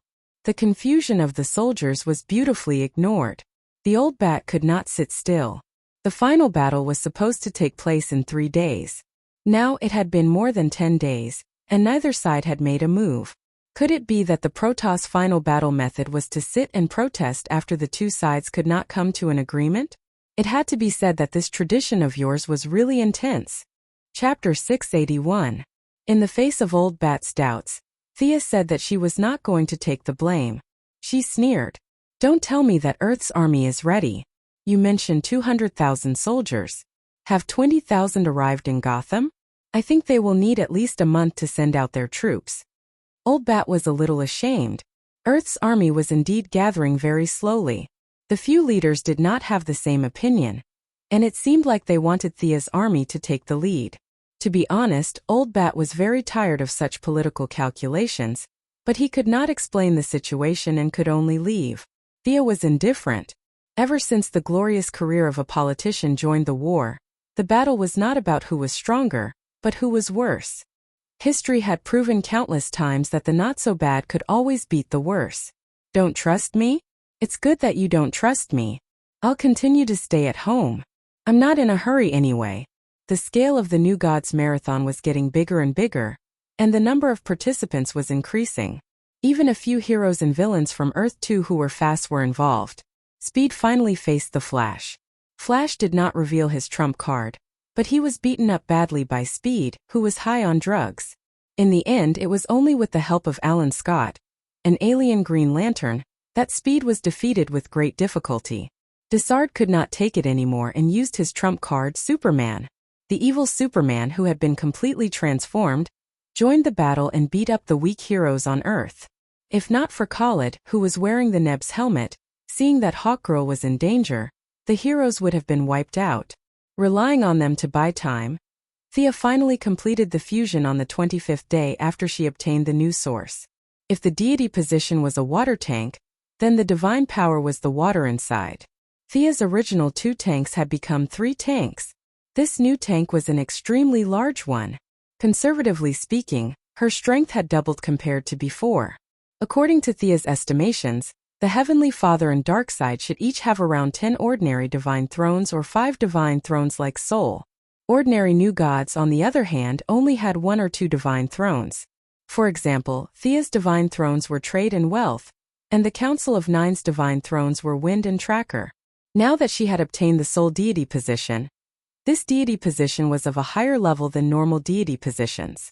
One deity position might be able to replace 2 or 3 deities. Her strength had undoubtedly surpassed all the new deities except for the 2 deities. The only thing limiting her now was her divine power. It was impossible to just have a water tank without water. However, the requirements for this water tank were very high. She couldn't just pour any kind of water into it. It was a pity that Shazan's gift pack had not been given to Billy Batson, and he did not have any method to convert his divine power. This quick method was not feasible for the time being.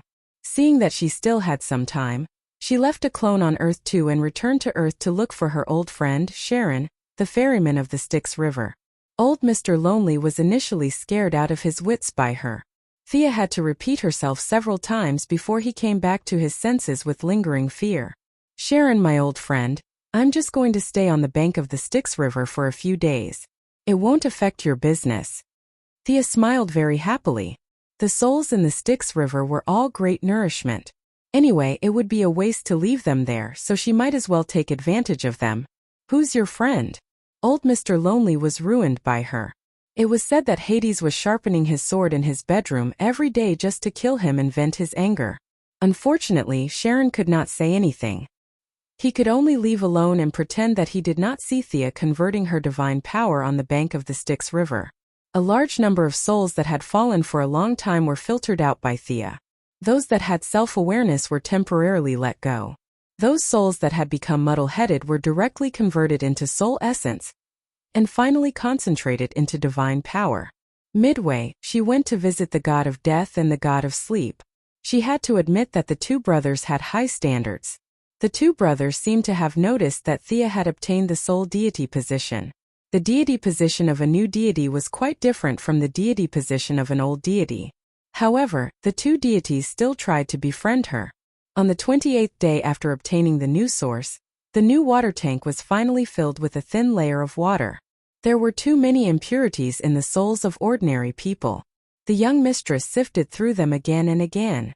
After calculating her consumption in battle, she stopped absorbing them and returned to Earth 2 to prepare for the upcoming battle. Relying on the support of the second-generation god, Orion, she finally rescued Mr. Miracle and the god of sleep back to Gotham. However, Thea felt that they might not be willing to be rescued.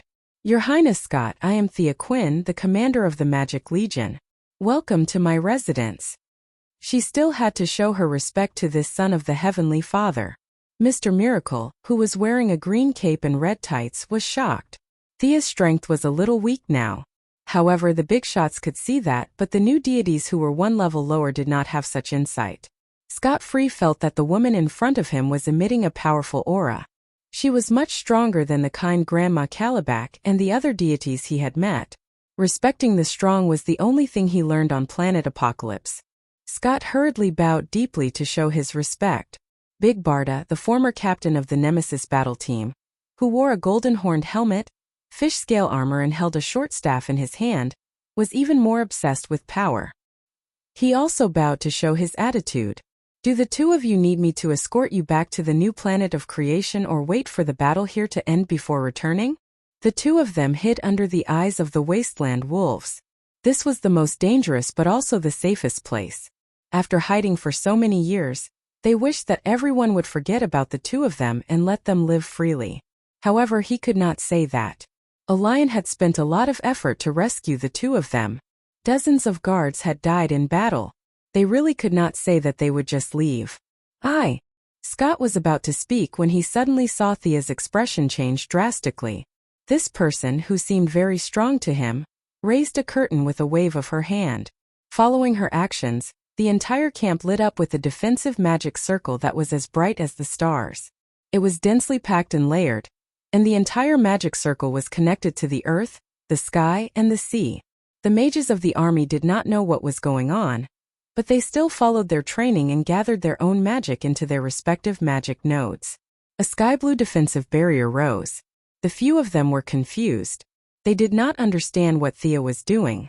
After all, even if the new planet of creation was rich and powerful, it would cost an astronomical amount of resources to raise a formation like this. However, they understood in less than a second. In the sky, a huge shadow of a black iron fist came crashing down on the camp with great force. Darkside.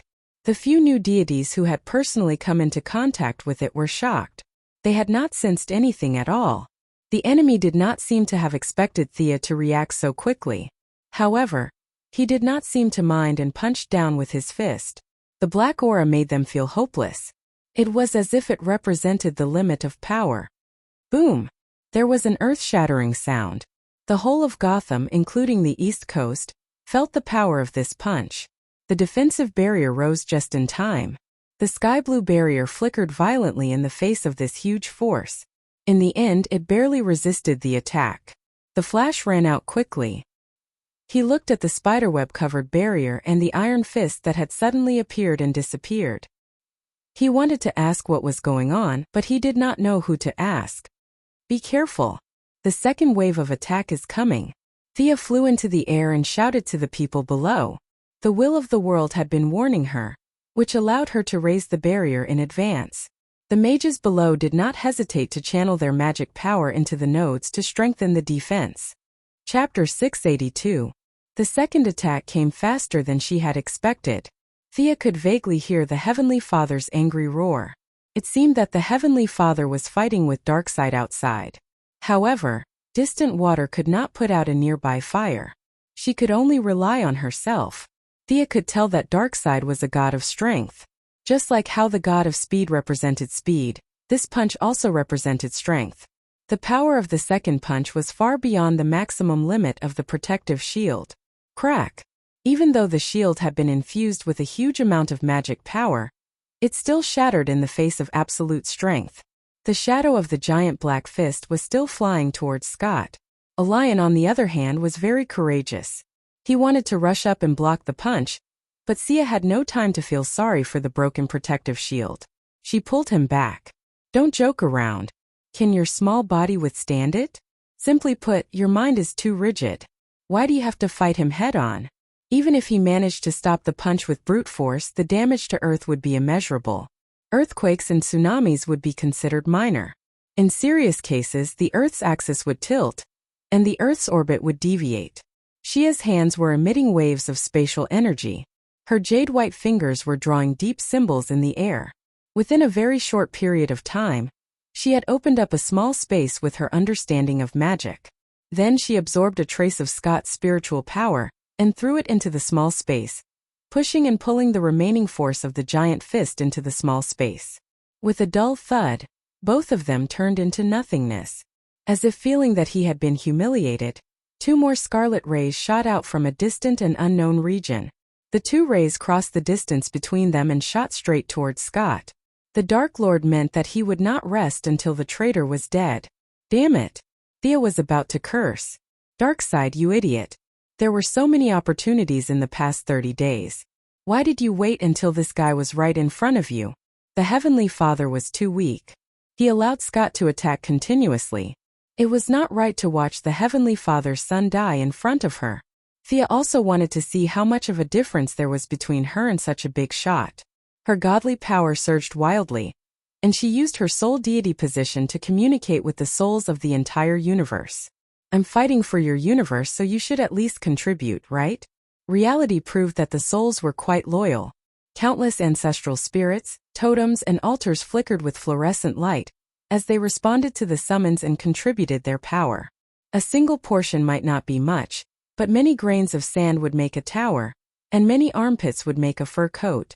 When the many soul forces crossed the distance between planets and mixed together, it was extremely impressive. The power of the soul mixed into her eyes. The originally emerald green eyes of obliteration, now nourished by the soul, were overflowing with an aura of life. Bright. It was hard to imagine that a gaze could be described as bright.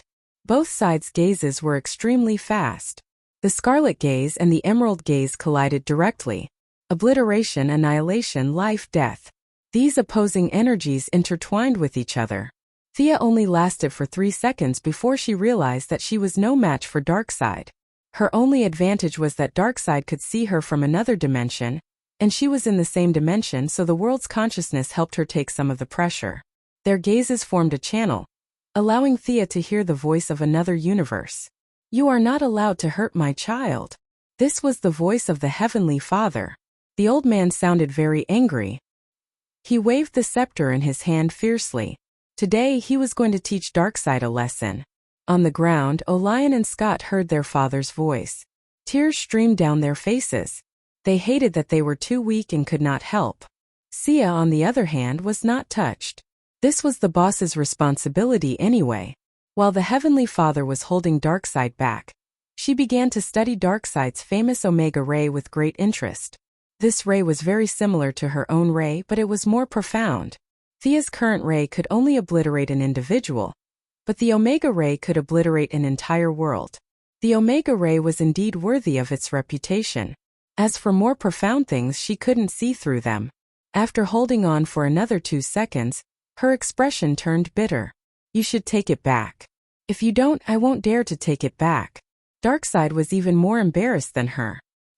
He did not take the Wasteland Wolf's report seriously. How could the Omega effect from the Wall of Origin be so easily replicated? After a round of attacks, he realized that Thea was far weaker than him. Normally, she was just a strong ant. But today the Heavenly Father was here.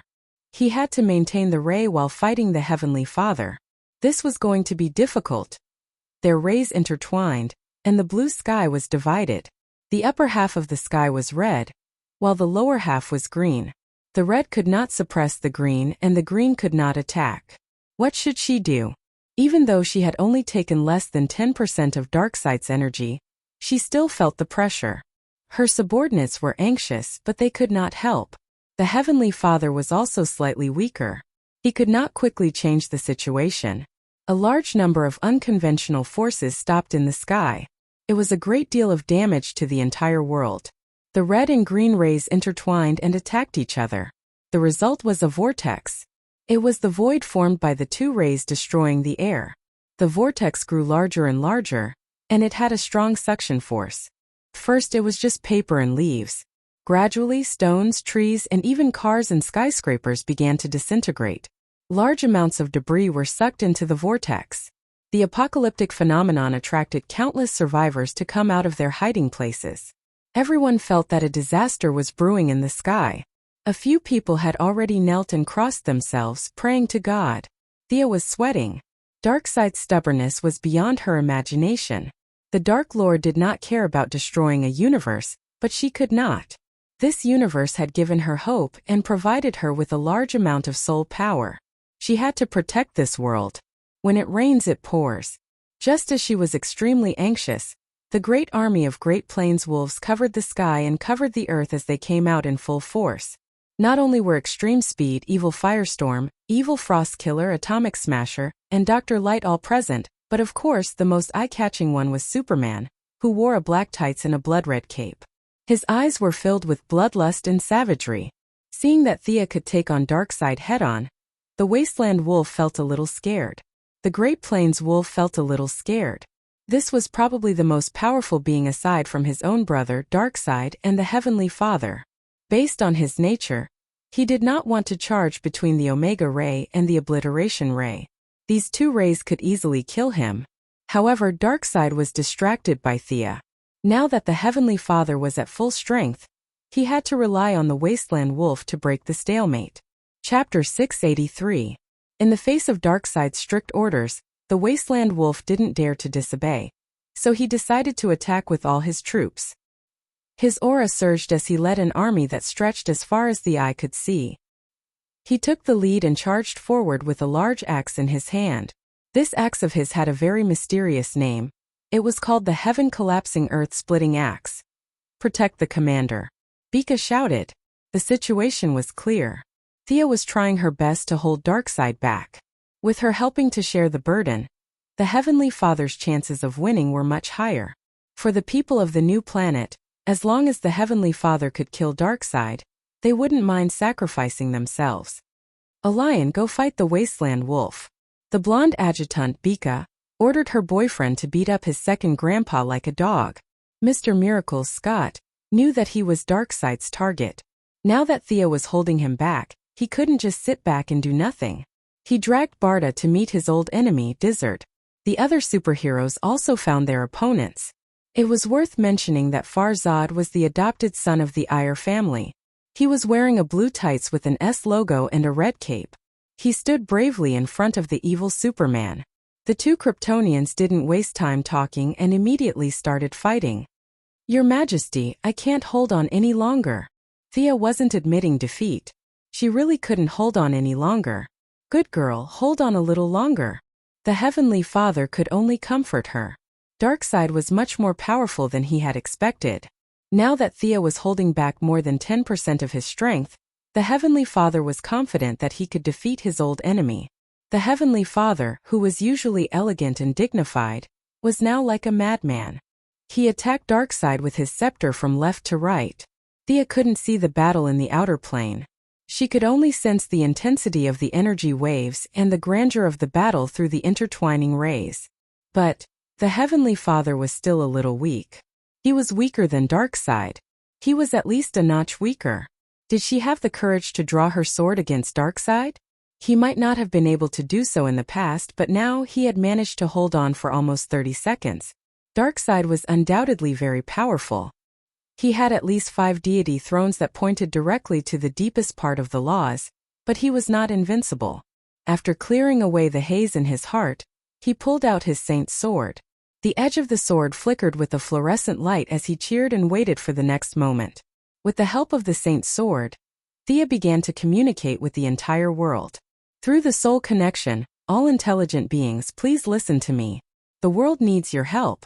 Be it the living or the dead, be it the brave or the cowardly, lend me a portion of your strength for the sake of your family, loved ones, and future generations. Use it to defeat the evil lord. Thea's holy sword began to flash. Using the emotions of hope to control it and gather the power of the soul, Thea was confident that the next attack would be world-shaking. The birds in the sky stopped on the branches of the trees, and countless fish floated to the surface of the water. Many humans felt a long-lost peace in their hearts. Many souls who had been dead for a long time had returned to the human world. They glanced at the present world and flew into the distance with smiles on their faces. The bells of the temples kept ringing, and the chanting continued. Although the sacred grounds of the various religions had been destroyed by the Great Plains wolf, they still gathered the power of faith in the ruins and flew into the distance. The ancestral spirits of Africa and South America walked out of the altars one after another. Many animal spirits that were worshipped by humans also jumped out of the totem poles. Countless light spots began to gather on the saint's sword. It was not just Earth. Almost half of the living beings in the universe were inspired by her. They could understand the words spoken through the soul, and without exception, they all chose to support her. Stop her. Darkseid trembled in anger when he saw this scene from the outside world. What was the Great Plains wolf doing? The enemy was about to unleash her ultimate attack. Did he dare to waste any more time? The Great Plains wolf was no fool. Miss Thea was shaking the earth and the sky. There was no way he could not see it. However, a lion, the grandson of the Great Plains wolf, was entangled with him like a madman. He would fight to the death and would not retreat. The members of the magic army kept throwing magic gems to stop the Great Plains wolf. Those who did not have any magic gems started to pour in their magic power. They were willing to sacrifice themselves just to buy time for Thea. As a close-range deity, there was no way he could break through. Sensing Darkseid's growing dissatisfaction, the Great Plains wolf was frightened. He could only shout a slogan to boost morale. Long live Darkseid! Needless to say, this slogan was so grand that it could be heard thousands of miles away. As if a switch had been turned on, the soldiers and generals of the Apocalypse Star all revealed a crazed and bloodthirsty expression. Long live Darkseid! Long live Darkseid! The group of people charged at the Magic Army's defense line as if they had been brainwashed.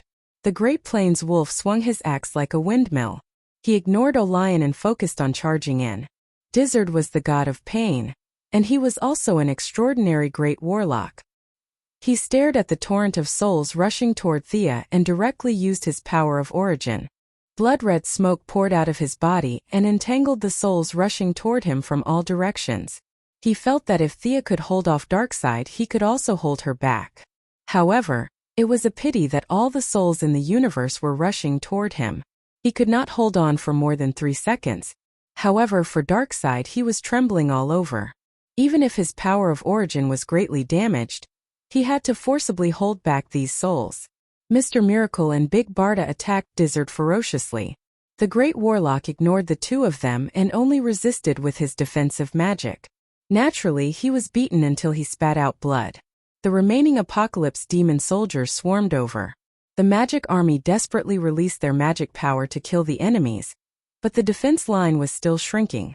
For Darkseid, among the soldiers, the evil Superman's eyes were bloodshot. He used a feint to shake off the inexperienced Farzad and flew toward Thea in an arc. Stop him! The blonde adjutant Becca had already joined the battle. He was covered in blood. Facing the high-speed evil Superman, he gathered 10 advanced mages and jointly set up a large-scale illusion. Oh no, he has a psychic shield. Becca was shocked. The evil Superman ignored the mages and flew over their heads, heading straight for Thea. You can't pass. Just when he was less than 100 meters away from Thea, a sky-blue energy shield stopped him. Old Robert, who was wearing a power armor, clenched his fists and took out 2 long swords surrounded by electric light. He fiercely pounced on Superman. The power armor was Thea's original water armor. Considering that the soul Thea wanted her to take care of her father, she had no choice but to give it to the bankrupt old Robert, who only had a bow and arrow. Regardless of whether it was suitable or not, the survival rate was at least 80% higher. The evil Superman looked at old Robert as if he was looking at an animal waiting to be slaughtered. The corner of his mouth curved into a cruel smile. Just as he was about to say something, a dark green spear pierced his body. Another black armor came out of stealth mode. 2 figures stood side by side in front of Thea, blocking the evil Superman. Chapter 684. This armor style. This is what he left behind, right? Evil Superman pulled out the spear with all his might. He looked at the green tip of the spear and looked at the black armored man with a hint of nostalgia. Old Bat's voice came from inside. That's right. This is the anti-Superman armor. Anti-Superman? You don't understand the true meaning of power. Evil Superman quickly got rid of the memory and tried to go around the two. Unfortunately, the Superman of this world was still not good at martial arts. Old Bat and Old Green Arrow relied on their power armor and skillful martial arts skills to hold back Superman. Soon, Farzad joined the battle. Even evil Superman could not get away from the 3 of them. With so many people helping to buy time, Thea did not have time to thank them. She was very busy at the moment. She kept using the laser function while gathering the soul power of the world. The good news was that the Wasteland Wolves had destroyed the world, and Dessard could not even stop 1/10 of them. She did not need to spend much effort to gather soul power. Come on. Souls kept entering the Holy Sword. There were Thea Quinn, Batman, Diana, and even more strangers. They all cheered Thea on and expressed their wish to defeat the enemy and save the world. The light gathered on the Holy Sword became brighter and brighter. The hope and expectation of all life was on this sword. Darkseid, come and receive the revenge of the world. Thea swung the sword at the sky. A fluorescent light lit up at the tip of the sword. It became brighter and brighter until it surpassed the concept of light. It carried an irresistible force as it rushed toward the outer world. Bastard! You're asking for it. Darkseid could not take it anymore. It was not embarrassing to be defeated by the Heavenly Father. After all, they had been rivals for tens of thousands of years. But if he was slapped by a new god, he would lose all his face. Fury filled Darkseid's chest, and he retracted the ray. Using the ultimate power, he gathered all the power in his body to meet the sword light. The sword light, which carried the hope of countless intelligent lives and the hope of many souls in the world, could not resist the most domineering power. It was shattered by Darkseid's furious strike. However, in his anger, he had forgotten that there was a powerful enemy beside him. Seeing that Darkseid had made such a huge mistake, the Heavenly Father didn't hesitate at all. He struck Darkseid's shoulder with his scepter. The Heavenly Father had used too much force, and his divine artifact, the scepter, was now covered in cracks. Darkseid's situation was even worse. His divine body had been injured, and he was forced to retreat to Revelation Star. The Heavenly Father hesitated for a moment. His subordinates were not by his side, so he did not dare to directly charge into the enemy's headquarters. The two big shots originally only wanted to test each other, but they didn't expect the fight to be so fierce in the end. Darkseid needed to recuperate, and his divine artifact needed to be repaired. The Heavenly Father looked at Earth too with lingering fear. In the face of Darkseid's furious strike, even with the help of the world's will, Thea could not withstand it. She spat out a mouthful of golden blood. Her vision darkened and her head felt heavy. She wished she could just sit on the ground. However, her subordinates were right in front of her, and the young mistress wanted to save her face. She leaned on the holy sword with both hands and forced herself not to fall. Is he really that powerful? When the Great Plains wolf saw this, he was slightly dazed. The Heavenly Father had been the one bearing the brunt of the Omega Ray earlier. If he wanted to boast, he could say that he had withstood Darkseid's attack. That wave of attack was too weak, and the Great Plains wolves could still accept it. But now? The two of them had exchanged blows with Darkseid's furious punch. Even though they were in a sorry state, no one would object to Thea's claim that she had withstood Darkseid's punch. This guy seems to be stronger than me. The Great Plains wolf could not help but think. At the very least, he would not have been able to withstand Darkseid's full-powered attack. Just as he was lost in thought, he sensed hostility from the outside world. The Heavenly Father. The Great Plains wolf was shocked. The Heavenly Father had attacked him. In an instant he connected the dots and connected the dots. The Heavenly Father did not break the rule that forbade the two of them from attacking the new gods. The Heavenly Father was a man of fairness. He had attacked because Darkseid had attacked Thea. An eye for an eye. In the pursuit of fairness, he had to return the favor. As for whether or not the Great Plains wolf had killed his wife, only the person involved knew. Although it was not as powerful as the spirit hand, the Heavenly Father still slapped the Great Plains wolf. Stop him for me.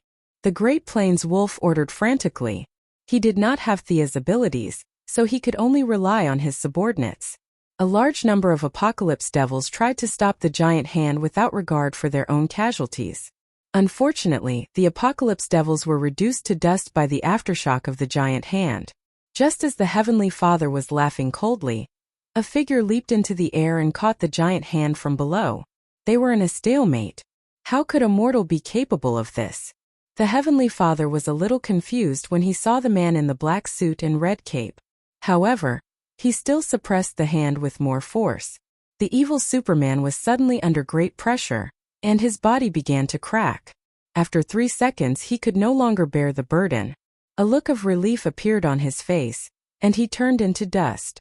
The Great Plains wolf took advantage of the time that Superman had bought to escape the giant hand's attack. He was sent flying thousands of meters away by the aftershock. He looked at the crater on the ground with lingering fear. He had sacrificed his strongest fighter and was injured by the aftershock of the giant hand. The Great Plains wolf was heartbroken, but the good news was that he was still alive. The Heavenly Father looked at the ashes that Superman had turned into and thought, it was a pity that he did not kill the Great Plains wolf. However, due to the rules, he did not continue to attack. This time he had relied on Thea's help to injure his nemesis. It would be inappropriate if he did not reward her. The Heavenly Father's gaze pierced through space and looked at Earth too. The young lady was standing on the battlefield, holding onto her sword and trembling. He could not bear to see her in such a pitiful state. Perhaps it was because he wanted to drag her to Darkseid again. He could see the deity's seat of souls. He thought about the deity's seat of souls that he had in his possession. After some thought, the Heavenly Father took out a dazzling ball of light and threw it down.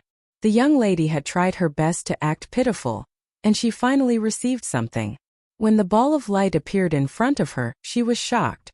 The Heavenly Father was using the source as a reward. This is what you deserve.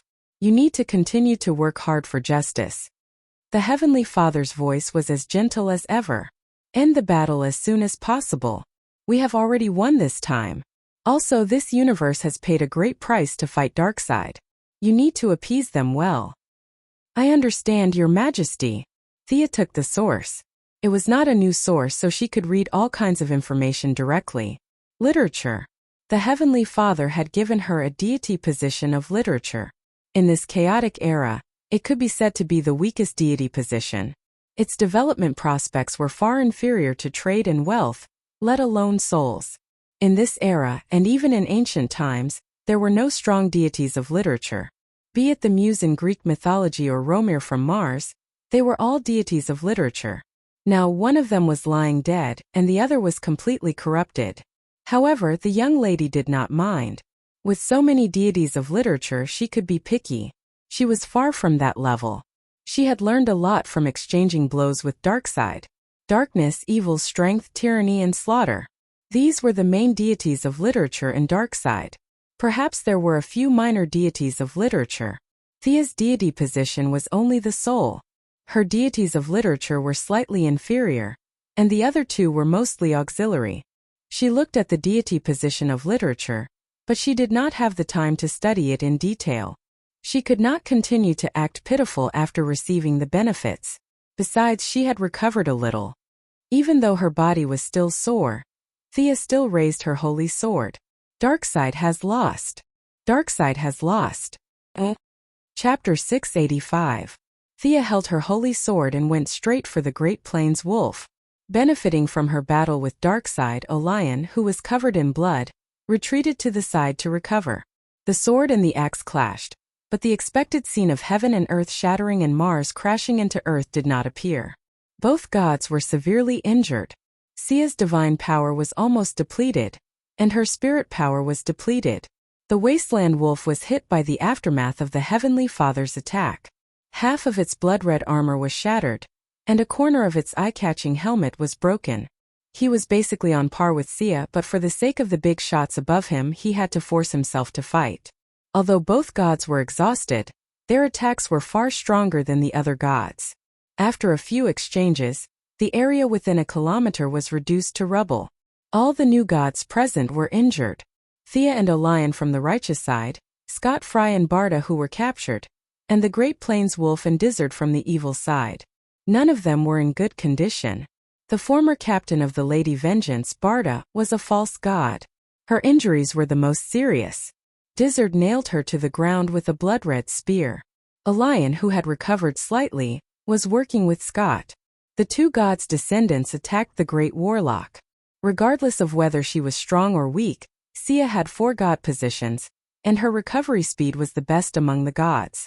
However, her physical strength attribute was still not as good as the Great Plains wolves. It was not wise for a magic god to fight a warrior god in close combat. She raised her hand and cast 2 meteor spells to repel the Great Plains wolf. She then took out her fortune bow. Shio shio shio, the sound of air being torn apart did not stop. One golden arrow after another shot towards the Great Plains wolf. As the commander of Darkseid's army who had conquered countless worlds, the Great Plains wolf was extremely experienced in battle. Thea wanted to increase the distance between them and buy time. She wanted to gain the upper hand with her powerful recovery ability. Of course, the Great Plains wolf would not let her do as she wished. He held the axe in his right hand and the sword in his left. Thea began to shoot rapidly. Arrows rained down on the Great Plains wolf's head. Hack hack chop slice. The Great Plains wolf dashed left and right, its 2 weapons dancing like a windmill. The distance between the 2 gods was rapidly closing. When he cut down another arrow, he felt something strange in his hand. Where's my sword? It stared dumbfoundedly at the giant sword running into Thea's hands, while it had a pair of boots in its hands. Even though the Great Plains wolf was experienced and knowledgeable, it was still stunned for a moment. That pair of boots belonged to Hades. No matter if it was Thea or Diana, both of them politely declined the boots that they had been wearing for who knows how many years. No matter how powerful a divine artifact was, they wouldn't want it now. He could take advantage of the opportunity to force a trade and hand it over to the Great Plains wolf. It wasn't that he couldn't exchange a single copper coin for a divine equipment, but it would consume too much of his god power of trade. Now this pair of boots was just right. Thea sized up the huge sword in her hand. It was this sword that killed the Diana of this space-time. Perhaps it was also this sword that killed the Empress of Heaven? The Great Plains Wolf lived up to his name as the god of hatred. His ability to attract hatred was top-notch. He was born with a mocking face that made people want to beat him up. Thea put away the huge sword. This sword wasn't suitable for her. She would study it later and decide whether to give it to Diana or the Heavenly Father would be fine. While the Great Plains Wolf was stunned, arrows rained down on him again. This time the Great Plains Wolf didn't dare to take the arrows head-on. He wanted to throw away the boots in his hand, but when he realized that they were a divine artifact, he hesitated for a moment and put them away. If he couldn't take the arrows head-on, then he could only dodge them. He was also good at dodging, but his charge was interrupted. Coupled with his fear of Thea's strange ability, he couldn't get within 100 meters of her anymore. They were in a stalemate, and Thea finally had the time to observe the battle. The battle had started very hastily. No one had expected Darkseid to ambush Scott. Then, a series of unforeseen events happened, and the battle started prematurely.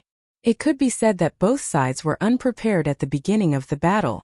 Even though the Apocalypse demons weren't prepared, they still managed to catch the Magic Legion off guard with their overwhelming numbers. 100 Apocalypse demons for one, or 1,000 Apocalypse demons for one. Due to the sheer number of Apocalypse demons, her legion suffered heavy casualties in the beginning. After that, the Magic Legion relied on countless magic gems to stabilize the battle. Many high-level magicians joined the battle. The human commanders weren't idiots either. They realized that the situation was critical and gave up on arguing. They joined the battle on the front line. The few superheroes that the young mistress regarded as weak were fighting a bloody battle, and barely managed to resist the Apocalypse demons' attack. When news of Darkseid's defeat spread, the morale of both sides rose and fell. The scales of victory began to tilt towards the side of justice. At least 70 to 80,000 people in her legion had died. Thea was a little sad to see this. Many of the dead were personally taught by her. She had brought them here to participate in the battle, so she should take them back with her. The continuous barrage of arrows forced the Great Plains Wolf to retreat. She ordered Olion to continue attacking his second grandpa to buy herself some time. Thea started chanting spells loudly. It was impossible to revive the dead on the spot. Even the Heavenly Father couldn't do it, let alone her. She used a legendary heavenly summoning spell to change its appearance. She mixed in her soul divine power and expanded its range to cover the entire battlefield. In less than 10 seconds, the Great Plains Wolf chopped Olion twice with his axe. He was afraid of Thea's spells and wanted to rush over to stop them. However, Olion was too tanky and stopped him. Seeing that the spells had been released, the Great Plains Wolf thought of the acid cloud that covered the entire city last time. He wanted to run, but when he focused it didn't seem to be very powerful. The magic power swept across everyone's hearts like a spring breeze. The righteous faction felt warm. Increased power? Didn't seem to have increased. Recovered strength? Didn't seem to have increased either. The Apocalypse demons were half-machines. They didn't feel anything. Only the members of the Magic Legion seemed to feel something different. They didn't believe that their mighty commander would do something useless. Soon the answer was revealed. Luca, is that you? My brother. Alyssa, my love, you've been revived? The soldiers of the Magic Legion were surprised to see the familiar figure appear beside them again. I'm the god of souls. I have the responsibility to bring the souls of the dead back to the new star of creation. Brothers and sisters who died in battle, vent your power on evil once again. Thea raised her arms and shouted. Wow! The entire Magic Legion was in an uproar. The new gods were worthy of being long-lived. In order to defeat evil, they could give up their lives. They thought that this was a hammer deal. Now it seemed that they had half a life. What else was there to say? The living began to fight bravely. The dead were no longer restrained by their bodies and were immune to all physical attacks. Their mental strength also increased sharply. They continuously threw spells at the enemy. Kill! Olion the fanatic was also very excited. He punched continuously and forced the Great Plains Wolf, who was stronger than him, to retreat. Chapter 686. There was no way to fight this battle. Although the enemies weren't resurrected, they could still survive on the battlefield for a period of time by relying on the power of the soul. The Apocalypse Magic Legion, which had already lost more than half of its members, couldn't hold on much longer against the Magic Legion that was full of people. The Great Plains Wolf saw his subordinates retreating and Thea acting as if she was going to attack him. He quickly ordered a retreat. Losing was not scary, as there were many soldiers on the Apocalypse Star. What was scary was dying. He still wanted to live for a few more years. On the other side, the great warlock Desard, who had the upper hand, was also afraid of death. He gave up on the two gods' descendants and ran with the Great Plains Wolf. The Apocalypse demonic army soldiers on the battlefield turned around and ran, as if it was the end of the world. The Magic Legion's morale was greatly boosted. Although they had suffered heavy casualties, they still gave chase with 120% of their strength. The young mistress did not need to give chase. She did not have the strength to do so. Her divine power, magic power and mental strength were almost depleted. If a new god jumped out, she would have to teleport away. Fortunately, the strong enemies on the battlefield were all injured, and each was more serious than the last. She could only pretend to fight until the end of the battle. The Great Plains Wolf did not dare to stay any longer. He met up with the great warlock Desard, who was also in a miserable state, and returned to the Apocalypse Star with more than half of his troops injured or dead. After the battle, the souls were stored in her wealth dimension. She was going to bring them back to the new planet of creation. Yes, to her, souls were also a kind of wealth. It was just that her conscience did not allow her to lay her hands on her own people. They had already agreed that the Magic Legion would only need to defeat the Great Plains Wolf. They would not participate in the war between the Earth's armies. The remaining Earth's villains dispersed. The only achievement was that Caitlin cooperated with the Eagle Girl to kill the evil Frost Killer. They cleaned up the battlefield and collected the corpses of their comrades. Although the Magic Legion won the battle, their casualties were shockingly high. Starting from Legion Commander Thea, 15 high-level mages died in battle. The rest were all injured. More than 100,000 elites died in battle. The death rate of the Legion was as high as 15%. Meanwhile, Father's personal guards, led by Olion, suffered even more casualties. In order to protect the Magic Legion, the personal guards faced powerful enemies on the front line. Only a few hundred out of the original 30,000 were left. Olion himself was also slashed by the Great Plains Wolves and was covered in blood. Most of the blood was his own. The Magic Legion lacked close combat abilities. Thea was a little sad to see the huge damage. Many of the casualties were very talented. Her initial plan for the Legion was to just cast spells from the back. She did not expect that they would have to fight close combat. Now that they were facing hundreds of millions of apocalypse demons, a bunch of problems immediately arose. The mages were fierce, there was no doubt about that, but their advantage in firepower was not fully utilized, and they suffered heavy losses in the first wave of attacks from the Great Plains Wolves. After that, they relied on throwing gems and high-grade mages to hold on. When they reorganized the army again, they had to add close combat fighters as the first line of defense. The young miss was reflecting.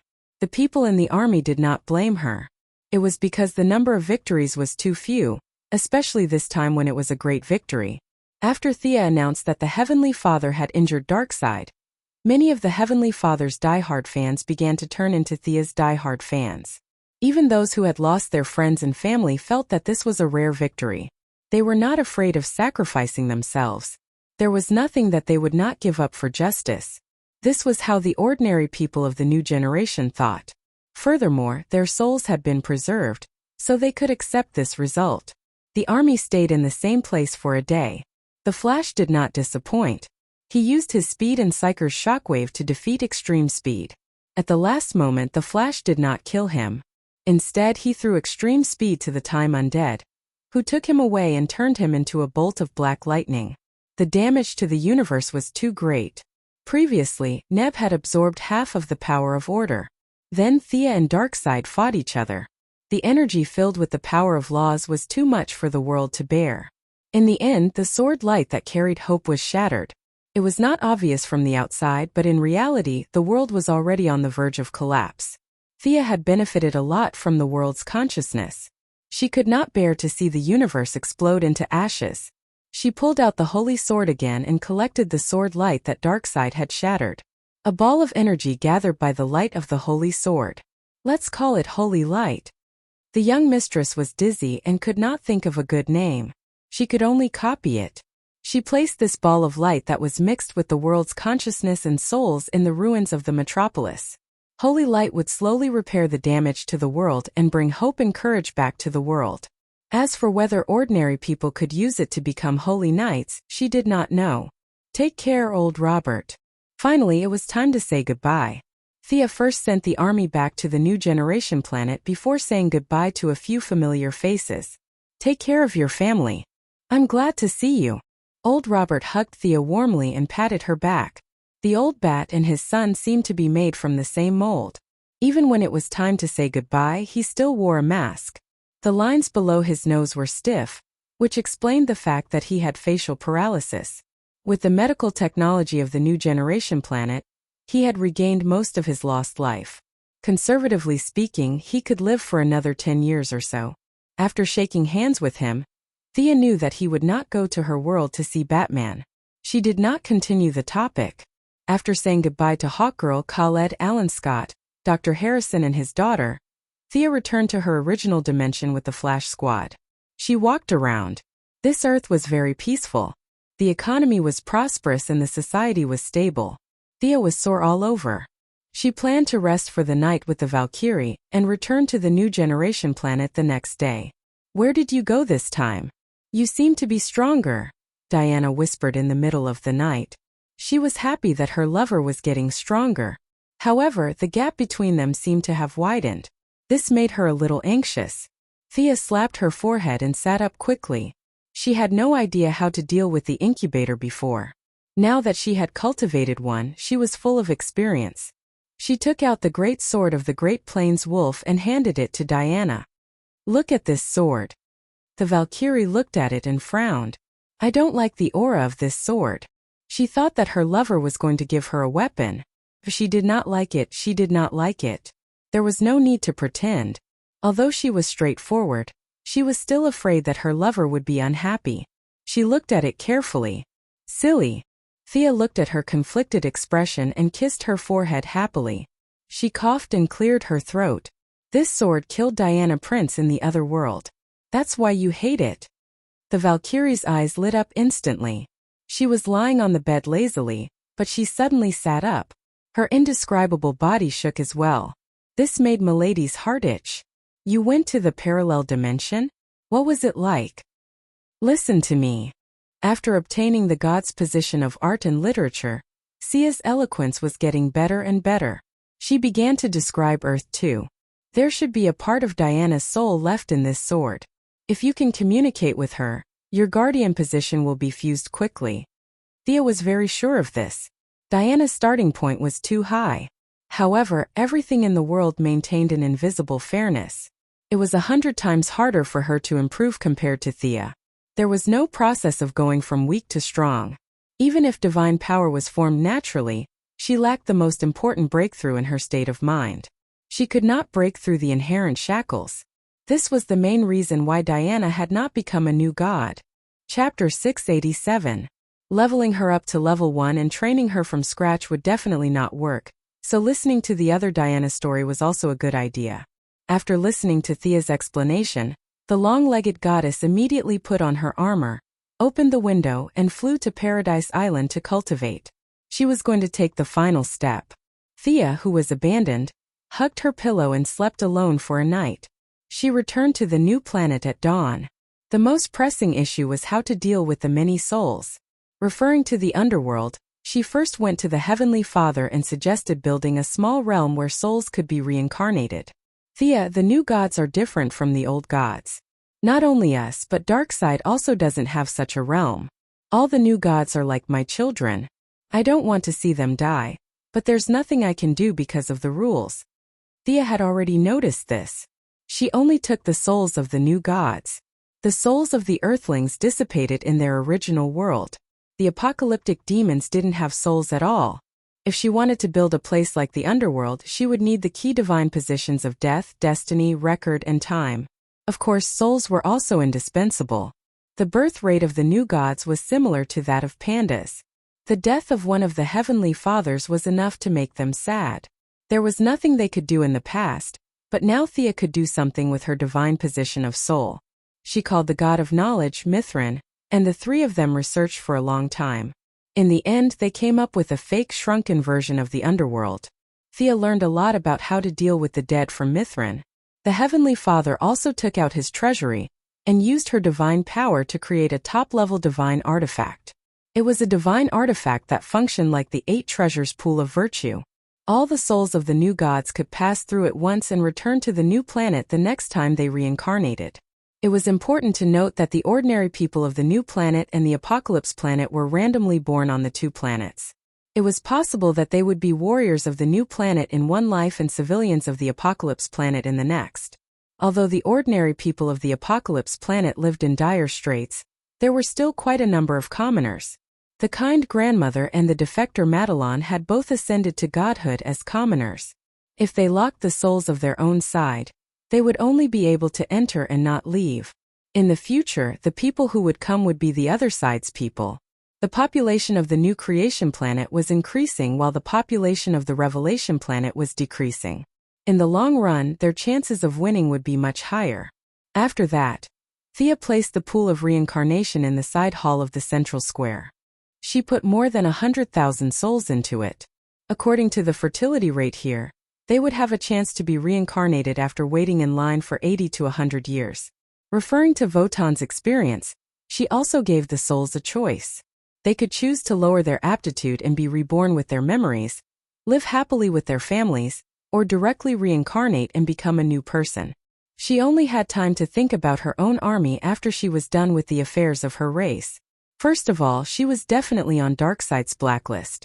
In the next battle, the Magic Legion would definitely be targeted. The establishment of the melee profession was imminent.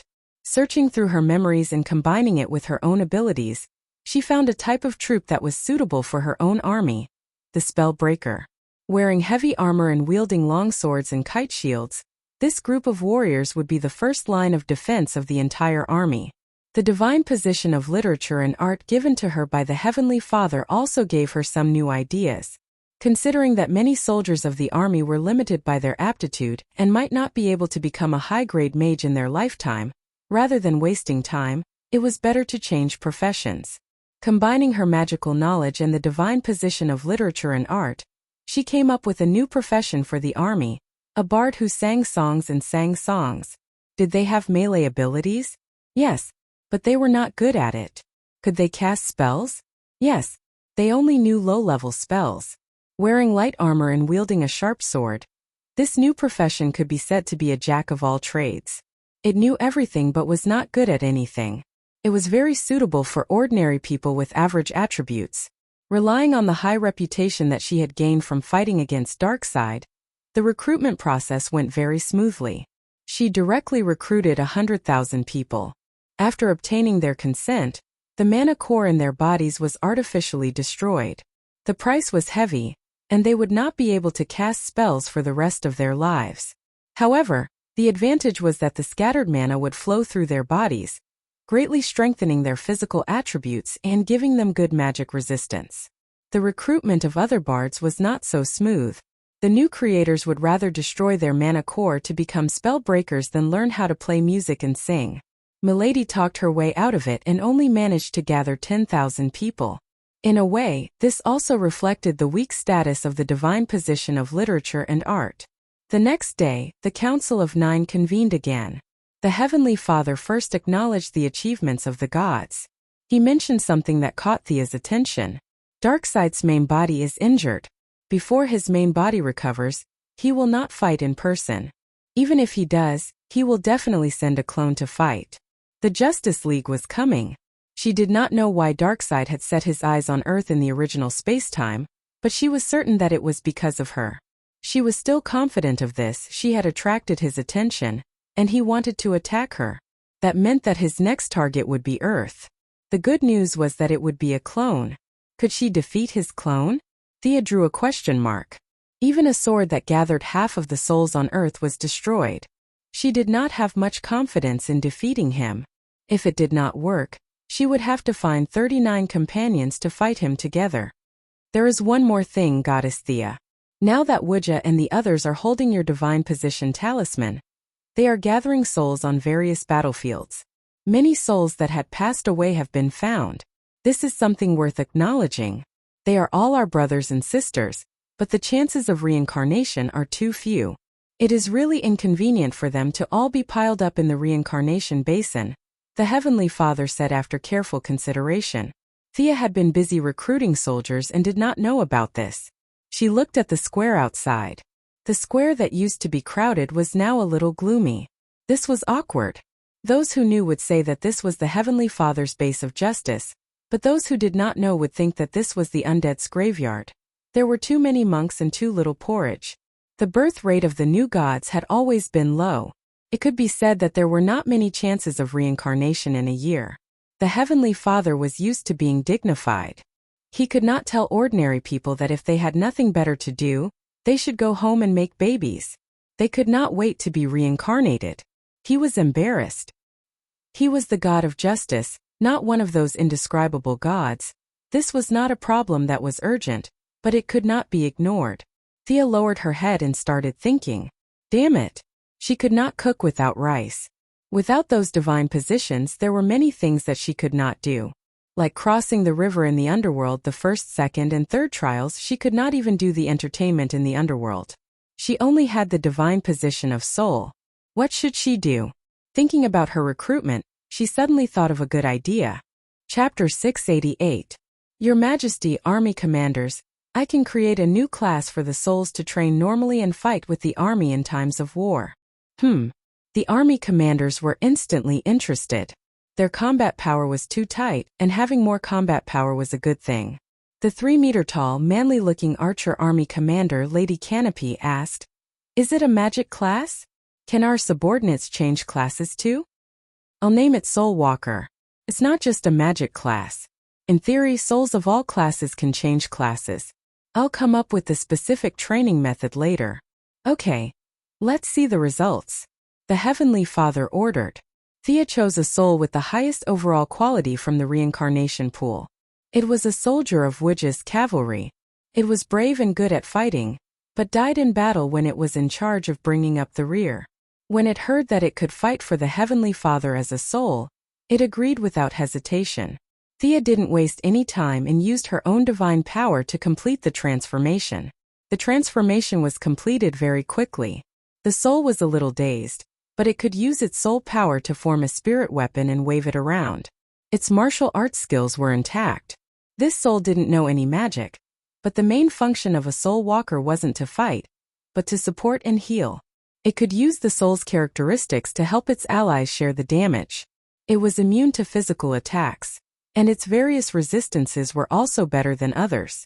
The only downside was that if it was killed by magic in its soul form, it would die completely. It wouldn't even have the chance to reincarnate. The Heavenly Father muttered to himself. He was very unhappy about losing the chance to reincarnate, but he also knew that there was nothing perfect in the world. It was good enough to have half a life after death. Although bringing a bunch of souls to battle would damage his image, the Heavenly Father still agreed to this suggestion under the insistence of the army commanders. Thea could use her own divine power to create one soul, but she wouldn't do it if she had to create 100,000 souls. No one would make such an excessive request. After returning to the living quarters, she organized a general training manual for soul walkers. It was up to the individual how much they could train. The souls had nothing to do. Now that they saw a training manual, they all began to train crazily. It had to be said that soul walkers were mostly magic classes. There were more than 100,000 souls in the magic army, and 30,000 of them successfully became soul walkers. The rest of the cavalry archer army also became 10 to 20,000 soul walkers. No matter how much of a help it was, it would at least give the souls something to do. Thea was busy organizing the combat strength of the army. As for the daily work and employment of the souls, she left it to the Heavenly Father to worry about. There was nothing she could do. The lovebirds, Mr. Miracle Scott-Free and Big Barda, spent less than 15 days on new creation before they bid farewell to their Heavenly Father. According to Scott, it was because they were in love and didn't want to be disturbed. Thea felt that the child had been locked up by Darkseid for hundreds of years, and was obviously afraid of meeting strangers. The Heavenly Father was a little disappointed with this son of his, but in the end, he let them go. After everything was on the right track, Thea left her doppelganger to answer all kinds of magic questions and left the rest of the work to her adjutant. She ran back to Earth in the name of recuperating.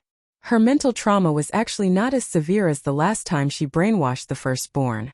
After all, the will of the world had helped to share more than half of the damage. She was also the attacker and suffered some aftershocks. She would recover after 2 days of rest. She spent most of her time researching the application of the new deity position. The weak deity position of literature and art had not been developed by many gods since ancient times, so it was temporarily put aside. She focused all her energy on the soul, and learned a lot about the soul from Mitron. She had to admit that this deity position was too powerful. The soul was the key to creation. Life could only be born when it combined with the body. A body alone was not enough, and a soul alone could not last long. Unfortunately, this powerful deity position was located in the deepest part of the rules. With her current level, it was impossible for her to fully understand it. Without the help of the deity position of death, she always felt that something was missing. Death. Sigh. She could not help but sigh. Death was stronger. It was so strong that she had seen a few death gods, but their paths were all biased in Thea's eyes.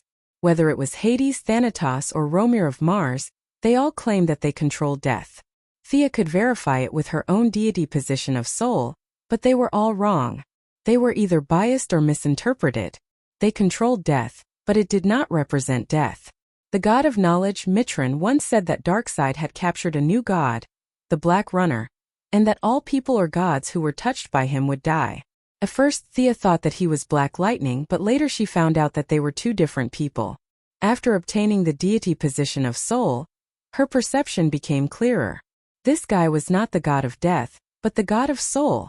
According to the classification of the old gods, he should be Thea's subordinate god. All things must die. This was the Black Runner's view of death. His slogan shook the sky, but it was hollow and meaningless. Thea knew that there were many things that were indestructible in this world. She did not believe that the Black Runner would dare to shout, "All things must die," at God's behemoth. The fact that he had been captured by Darkseid proved that his view of death was not as strong as it was claimed to be. Many gods' understanding of death did not satisfy her, but from the current deity positions, Thea was the one closest to the deity position of death. She had a bright future ahead of her. With the deity positions of death and soul, and with her wealth from trade, she was confident that she could fight Darkseid. If she obtained the deity positions of magic and emotion, she might even be able to fight the ghosts. Unfortunately, she was stuck in the middle. She used to be able to kill the big shots with one hit, but now she could only take 2 hits. This was her current situation. She might not be able to deal with the big shots, but against ordinary people and gods she was invincible. Necromancy spells that targeted souls were like adding wings to a tiger. In front of the new god of souls, there was no such thing as resistance. Thea knew very well that any creature with a soul would die in the face of her necromancy spells. Their will, resistance, and equipment could all be ignored. New gods and old gods could still struggle with their own divine power, but anything below the level of gods would be killed in one hit. Grandma Benevolent's Nemesis Squad and those fake gods were all in the range of death. Just as she was trying to communicate with and understand souls, a ray of light rose in the sky far away, illuminating thousands of miles. She could see it even from the metropolis. This is? Diana has finally become a god. After identifying the direction, Thea was overjoyed. She teleported to Paradise Island. Diana was shining with golden light. Thea looked at her lover from afar. A ball of golden light surrounded the Valkyrie, and cheers of victory could be heard in the air from time to time. Chapter 689. Unlike Thea, who ascended at the Wall of Origin, Diana could be considered as the first new god born and raised on Earth. Seeing that Diana's aura was rising rapidly, Thea pouted. The main character favored by the world's fate was completely different from a fake main character like her. If she didn't obtain the soul and art deity position, she wouldn't be able to defeat Diana after ascending by relying on trade and wealth. Because Diana didn't only have a guardian deity position, She also obtained a perseverance deity position. An origin appeared in her body abruptly. Guardian was a battle deity position on the outside, while perseverance was a support deity position on the inside. Diana's attributes were still as strong as ever. It was a stark contrast to Thea's late-stage support deity position. After complaining about the difference between a biological daughter and a wild daughter, Diana's ascension entered the final step. The overflowing divine power returned to her body, and her life essence was upgraded. The blessings of the Greek gods were squeezed out of her body. She didn't need any blessings anymore. She reached the position that the Greek gods didn't reach. Feeling the power leaving her, Diana didn't feel too sad. Unlike the stagnation of external divine power, the new deity position's ability was more suitable for her. It was the origin that was most suitable for her. Removing all the excess was like removing a heavy burden. Even with Diana's strength, she couldn't help but sigh in relief. These divine powers seemed to have helped her reach the top, but in fact they were more restrictive. Like a huge shackle, it locked the possibility of the Valkyrie going up. Thea even maliciously thought that Diana might be the hired thug that old guy Zeus prepared for his own god system. The idea that the gods saw Diana's birth and felt that she was cute, so they blessed her together sounded like nonsense. Those guys couldn't even tolerate their parents and siblings. They fought among themselves and beat each other up. How could the harmonious and friendly Greek gods be so kind? How could the 12 main gods bless her together? Thea didn't believe it at all. It could be seen from the fact that she herself had been pregnant for a month, while Diana, under the love of heaven and earth, had been tossing and turning for more than a year. The Valkyrie had relied on her tenacity and hard work to become what she was. However, when Thea saw that the divine power of the gods was about to fly away, she thought for a moment and decided to keep it. Even if we don't want it, we can't return it to those bastards from Greece. Is this what it feels like to be a god? It feels so good. The Valkyrie completed the last step, and she felt as if her body was about to float. Her voice trembled as she asked her lover, "What happened?" Thea knows that this is the comfort after getting rid of the shackles, and it has almost nothing to do with ascension. However, considering that Diana grew up listening to the great deeds of the Greek gods, she doesn't want to ruin the good impression in her heart. Just as he was about to ask her how she felt, an explosion sounded in the air. Sonic boom channel? Sia looked at Olean with a strange expression as he flew over from the tunnel. The god's son did not expect to meet Thea here. The two of them stared at each other for a long time. "Oh, your universe is very powerful. Army Commander Thea, is this new god your friend?" "He's my lover. You're here to recruit people under the orders of the Heavenly Father, right? We'll be there in a moment. You can go back and report." The more powerful one was, the more practical this saying became. Thea sent the gossipy god's son away with a few words. She still has to deal with the scene. The celestial phenomenon caused by Diana's ascension was so great that it was impossible for satellites to miss it. She gave her mother a simple explanation and came up with an idea. She asked someone to take a stroll in the nearby waters and write a report on the auspicious signs. After that, Thea took Diana to the new planet of creation. The Heavenly Father was overjoyed that another goddess had been born in such a short time. To him, this was a sign that justice would prevail and evil would be defeated. Unlike Thea's wealth, her position as a god was obviously neutral. When the situation was critical, both Darkseid and the Heavenly Father could have recruited her. Now, Diana's position as a god was very positive, and Darkseid would not be interested in her. This just so happened to meet the Heavenly Father's criteria. After the daily welcome speech, the right to speak was decided by the power of the fist. Thea had originally hoped that Diana would establish an army to work with her. However, although the Valkyrie was no longer bound, she still felt a strong sense of belonging to Greece. It would be difficult for her to change her allegiance and fight for another god. Thea thought about it and agreed. If Diana had an army, given their close relationship, it would be very detrimental to the Heavenly Father's rule. Strength was respected, but politics was something that had to be discussed when it was necessary. Wasn't God powerful enough? In order to not destroy the multiverse, he had to compromise with the behemoths, let alone the little gods. Diana chose the belligerent god's son, Olion, and the two of them fought back and forth for dozens of rounds. Having just ascended, Diana did not understand many of the characteristics of the divine power.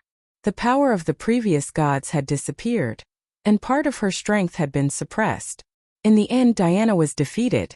The Heavenly Father felt that it was a pity, but more than that, he was glad that the newcomer was not that strong. If a strong newcomer like Thea, who was even stronger, it would be detrimental to the Heavenly Father's rule. This was good. Diana's position was soon confirmed. She would be Orion's assistant, and together, they would be in charge of the Heavenly Father's personal guards. Other things aside, Diana's golden protective divine power made her look more majestic than Orion, the god of violence, who was covered in black gas.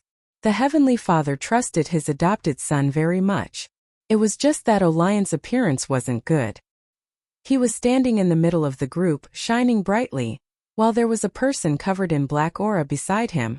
It didn't seem to match. The current Diana was perfect.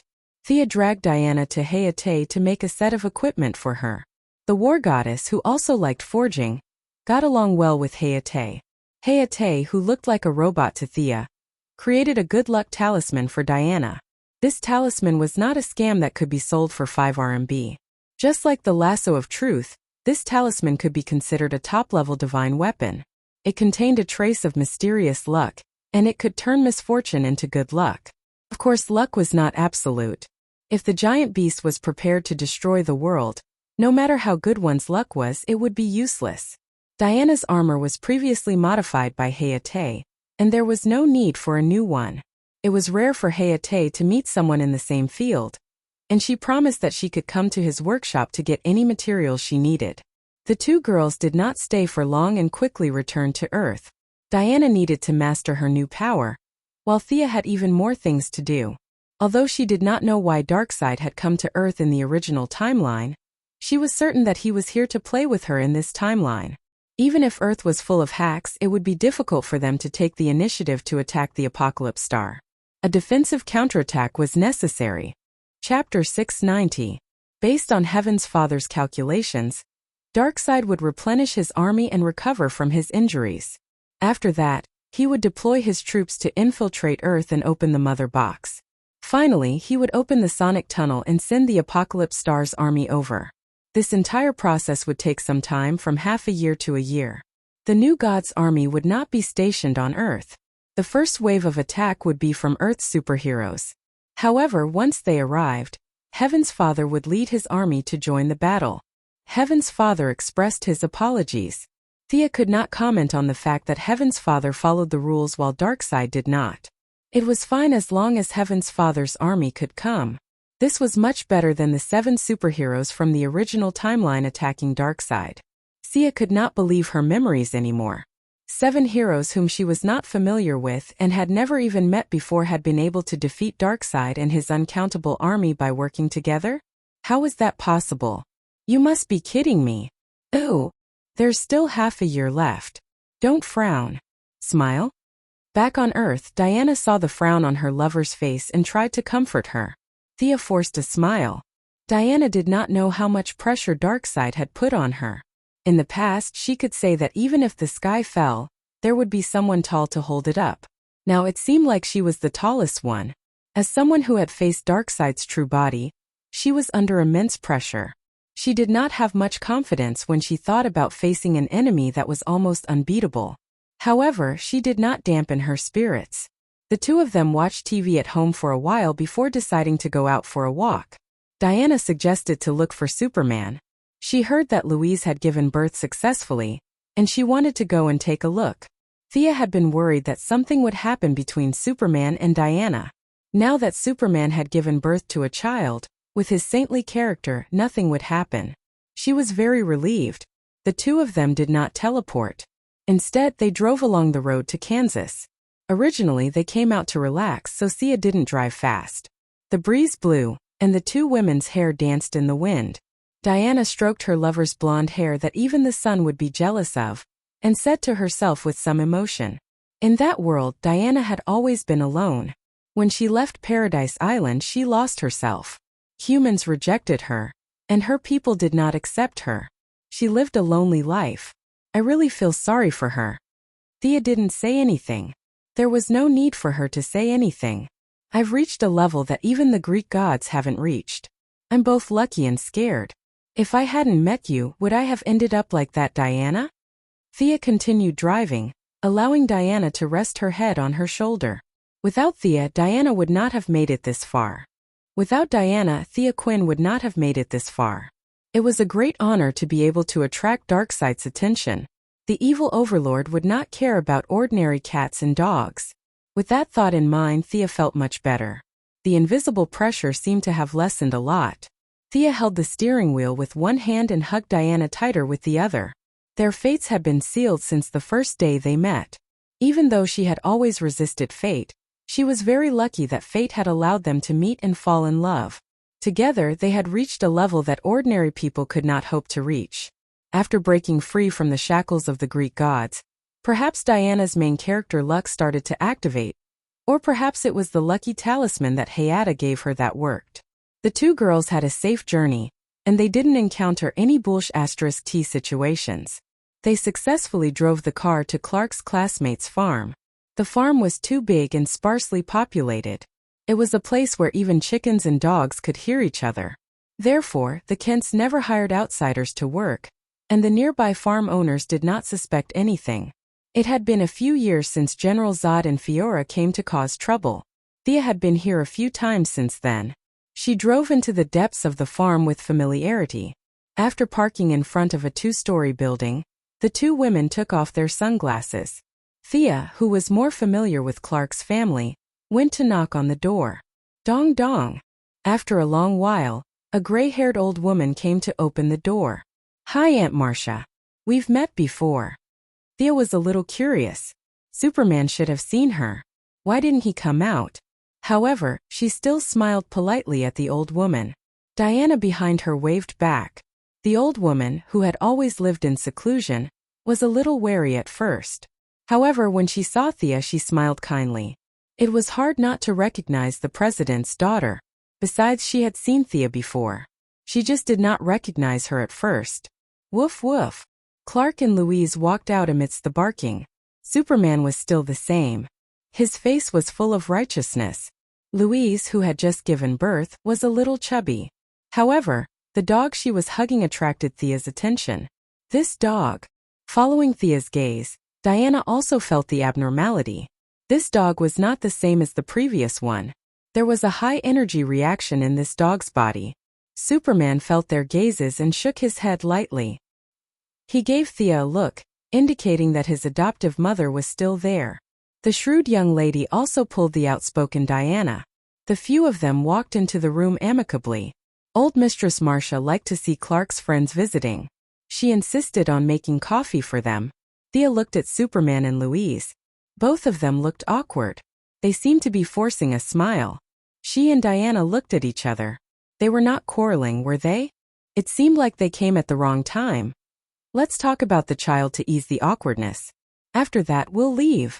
Although Diana was a pure warrior god, she had been with Thea for so many years. She knew basic spells such as fireballs and icicles, but she was not good at them. Telepathy was not a problem for her either. The two of them briefly discussed countermeasures. Thea looked ignorant and smiled like a Chinook. I heard you gave birth to a son? Where's the baby? Does the baby look like the father or the mother? Let us see. After she said that, she saw Superman and his wife's faces turn even uglier. Thea's heart skipped a beat. The child was dead? It couldn't be. Fortunately, things did not slide into that abyss. Superman and his wife looked at each other and said helplessly, "Let Thea take a look. Maybe she has a solution?" What happened next completely stunned the two girls. They saw Louise lead a 10-year-old boy out of the room. The boy had black hair, blue pupils and long limbs. The clothes he was wearing were very strange. It looked like an adult's clothes had been cut out at the last minute. The edges of the clothes could be seen everywhere. The boy was a little reserved. He did not dare to look at Thea and Diana. Only when the big dog jumped into his arms did the boy breathe a sigh of relief. Chapter 691. The two girls didn't know how many times they had looked at each other since they entered the room. Their eyes were full of doubt and absurdity. This boy who looks like he's 10 years old is your son, not an adopted one? Is Louise also the reincarnation of a hidden powerhouse? Her child was already 10 years old when he was born? You must be joking. The child in front of them looked very similar to Superman. There was no doubt that they were father and son. Thea even wondered if he had a child in some corner and she didn't know about it. After all, Superman was in his 30s this year. His adoptive father had passed away, and he had been alone on Earth for so many years. Maybe it was because of the suspension bridge effect after he saved the damsel in distress, and the damsel in distress decided to give birth to his child or something. Just like Oliver's son William, that child was almost 10 years old. His biological father didn't know anything and was still in the dark. The story of Superman and Oliver's son was very similar. Could it be that after his biological mother passed away, his biological son came to find them, and when the truth was revealed, Louise was so angry that she had a miscarriage. Blah blah blah blah blah blah. Thea automatically came up with a series of stories that could be filmed for 20 episodes. Faced with the two women's distrustful eyes, Superman scratched his head in a simple and honest manner. This is my son. He's using my father's name, Jonathan Kent. Although Diana didn't have a rich imagination like Thea, she had watched soap operas on Earth for decades. She swore on her divine position that she had never heard of a child who was 10 years old when he was born. The Valkyrie looked at Superman as if she was looking at a scumbag, unaware that in Diana's heart, he had turned from Superman to scumbag. Clark looked at Thea with a somewhat pleading expression. Jonathan is indeed my and Louise's child, but he was swept in by a brilliant aurora yesterday. When he came out he was like this. Oh right, little Krypton came out with him. Little Krypton is this dog, right? Thea touched the head of the big dog beside her. With her off-the-charts charm attribute, little Krypton didn't reject her.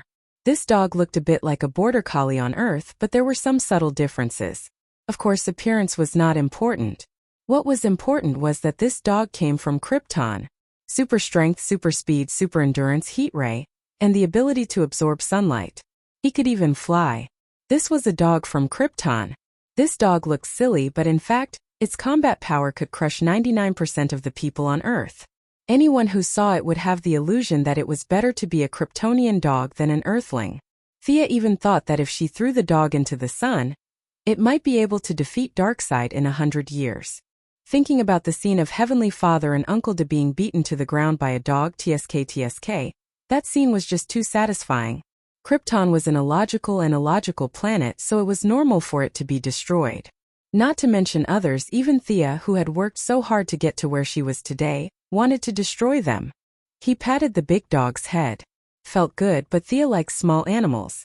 Small dogs were okay, but this dog was too big. It was not her cup of tea. Back to Superman's question, Thea thought for a moment. An aurora? It took away Jonathan when he was still a baby. When he reappeared, he was already this big. Is that so? Yes, but not here. I was afraid that there would be an accident when Louise gave birth, so I brought her to the Fortress of Solitude. The technology there is more advanced. The Fortress of Solitude was a logistics base that Superman's father had prepared for him. Just like Batman's Batcave, there were all kinds of alien technology inside. Thea had never been there before. Both women understood Superman's unspoken words. As the first child of a Kryptonian and an Earthling, Superman was not very sure that the birth would go smoothly. He brought his wife to the Fortress of Solitude to give birth, or he wanted to protect the adults in case things went south. Diana's face looked a little better. From this point, it at least showed that Superman was a good husband. A day ago? What kind of light took Jonathan away? Thea had some guesses in her mind. Did something big happen in the multiverse a day ago? There must be something. A day ago, she and Uncle Da were still playing tug-of-war. Superman's next words confirmed her guess. There was a flash of red and green. According to the calculations of the fortress's computer, there was a burst of energy that broke through the space barrier. After that, another burst of energy repaired the damage. For me it was just a moment, but for Jonathan, he and little Krypton had been living together in another space for 10 years. Superman felt guilty for not being able to give his son a happy childhood. Thea was also a little embarrassed. I'm sorry. It might have something to do with me. It was like this at the time. The story of Earth 2 was told again. Previously, the story he told Diana mainly revolved around Wonder Woman. Naturally, the story he told Superman focused on the Kryptonians. Fahr Zod? Zod's son, and the adopted son of the Iyer family. Hearing such a sensational story, Superman's expression changed a little. General Zod was the only enemy he had killed. It could be said that it was a mark that would stay in his heart forever. As someone who had experienced the incident, Louise also recalled that General Zod had descended on Earth. That was where her love affair with Clark Kent, a country bumpkin from Kansas, had begun. When he heard that Superman had turned into the evil Superman and died at the hands of the Heavenly Father, Superman's expression did not look too good. Thea then showed the video of the battle to them using the water mirror spell. That's about it. A lot of the power of the laws can't be simulated by magic. It's about 60 to 70% similar to the scene. What she showed Superman was naturally the video of the battle with Darkseid. Looking at the familiar collision of the rays and burning a big hole in space, Superman was calm. You saved a world. You don't have to feel guilty. This is an honorable thing to do. What happened to Jonathan has nothing to do with you. As if he did not want to continue the topic of his son, Superman changed the topic. You said that Darkseid will invade this universe again? How long does Earth have? Half a year to a year. Superman lowered his head and pondered for a moment. We've known each other for so many years, but we've never fought. Sia, why don't you spar with me? I want to see how strong Darkseid is. Oh? Faced with Superman, who was full of fighting spirit, Sia was a little dazed.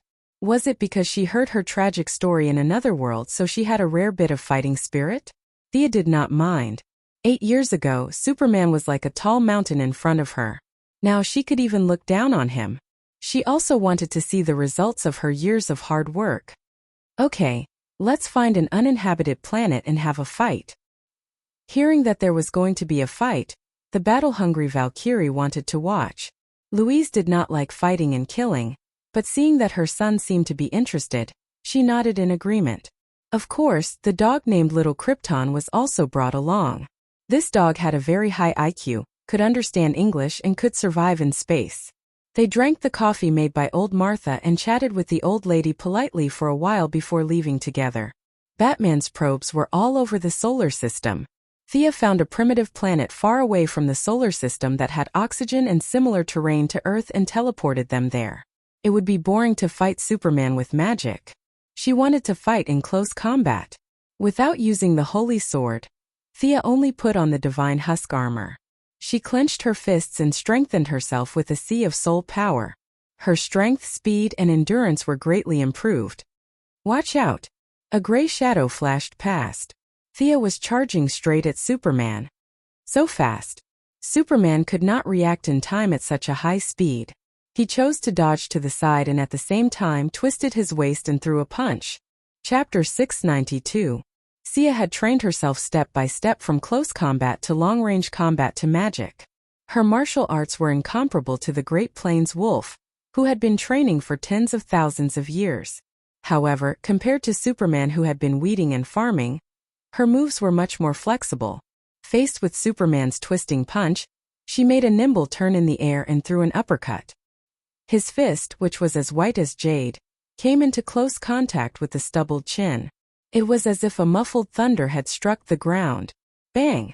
Superman was caught off guard and he was sent flying hundreds of feet. Louise, who was on the ground, gasped. Diana quickly comforted her, saying that this was just the appetizer. It's so hard. Thea swung her hand. She felt like she had punched a super alloy. Superman's face was too hard, and it reminded her of the embarrassing moment when she pierced Supergirl's ears. Superman quickly flew back and stretched his neck. How's Darkseid's strength compared to yours? Thea could only smile bitterly. I don't dare to compete with him in strength. Are you kidding me? You want me, the goddess of wealth, to compete with the god of power? Is the difference that big? Superman's gaze turned serious. He clenched his fists and charged at Thea. When the two were close, he feinted to dodge Thea's side kick and hit her in the back. Unfortunately, he only hit an afterimage. Is this magic? Thea darted out from behind him and grabbed his red cloak. She spun 3 times on the spot and threw him at a mountain not far away. You can also create afterimages while moving at high speed. Thea knew that Superman could hear her. After throwing him away, she chased after him and punched Superman in the chest, just as he crawled out of the rubble. Superman blocked with his hand, but Thea grabbed his wrist and elbowed him in the chest. "Clark, you should practice human martial arts. It's fine to fight against normal people, but once the enemy has the same energy level as you, your combat skills will be too crude." Thea's fighting style was a little lackluster. In the eyes of a contemporary martial artist like her, Superman's fighting style was simply full of flaws. What did he mean by there were no flaws if there were more flaws? That was nonsense. If it wasn't for his body of steel, he would have died 100 times over. It would be a joke to say that Clark's heart was as calm as still water. He was neither arrogant nor discouraged by victory. At this moment he was a little depressed. Was the gap between the two of them that big? "I won't use any martial arts. Let's fight. I know you are still hiding something. Don't worry, you can't kill me. Show me the pride of the Kryptonians." This kind of Superman was not worth her time. She wanted to win with one blow. Thea began to gather her divine power. Her soul power surged like the sea and supported her body. Her muscles didn't change at all, but her insides had already undergone earth-shaking changes. Although the 4 divine thrones didn't have anything to do with strength, just the accumulation of divine power was still a terrifying number. Have I been eliminated by the times? Superman had to ask himself. He was a nice guy, but he was also a warrior full of honor. He wouldn't allow himself to be timid. For the first time, a fierce look appeared on this ordinary-looking man's face. Even he himself wanted to see how far he could go if he abandoned all his concerns. "He's very strong." Diana, who was watching from below, was excited. She couldn't wait to go up and fight. In her eyes, Superman was on the verge of becoming a god. But why hadn't he received a response from the source? Thea saw it much more clearly than Diana. Superman had already touched the edge of the divine thrones. When others stepped off the line or took half a step forward, the source would take the initiative to respond. Superman, on the other hand, couldn't wait to enter the divine thrones. He still couldn't get anything. The crux of the problem was that the divine thrones were occupied by Darkseid. If Superman didn't kick Darkseid away, he wouldn't be able to get the divine thrones for 1,000 years. To some extent, this was the world's will's trial for the protagonists. Diana was like this, and so was Superman. They were born at a place where ordinary people couldn't catch up. The starting line for ordinary people was 10,000 meters away, but for protagonists like them, the starting line was probably only a few hundred meters away from the finish line. The balance between everything made them different from ordinary people. They were firmly bound by heavy shackles. Every step forward was as difficult as climbing the sky. Now that Thea had surpassed them, these protagonists had to put in more effort and sweat if they didn't want to be left behind. Thea didn't know what Superman was struggling with. She only knew that she had accumulated her divine power to the maximum. She would definitely win the next punch. She wasn't the only one who was confident. The worlds will also vaguely sent out a similar message. Even if more than half of Superman's body had reached the divine thrones, there was nothing to be afraid of. He wasn't the god of strength yet. Thea wouldn't put all her eggs in one basket in a real battle. She wouldn't give up on defense, movement, and vigilance. She would gather her divine power for 2 minutes and then use it to punch. Darkseid wouldn't give her the time to do that. This punch would probably be the most powerful one she could throw at the moment. "I'm coming." Superman's eyes were unprecedentedly serious. He wasn't confident in facing Thea's divine power. He wanted to make the first move. Diana was the only one on the ground who was calm. She could see that Thea had the upper hand. The remaining 2 people and 1 dog perfectly acted out what it meant to be dumbfounded. About 20% of Darkseid's divine power, less than 30%. Thea still had time to estimate Superman's strength. She recalled the power of the evil lord when he shattered her sword and made a comparison.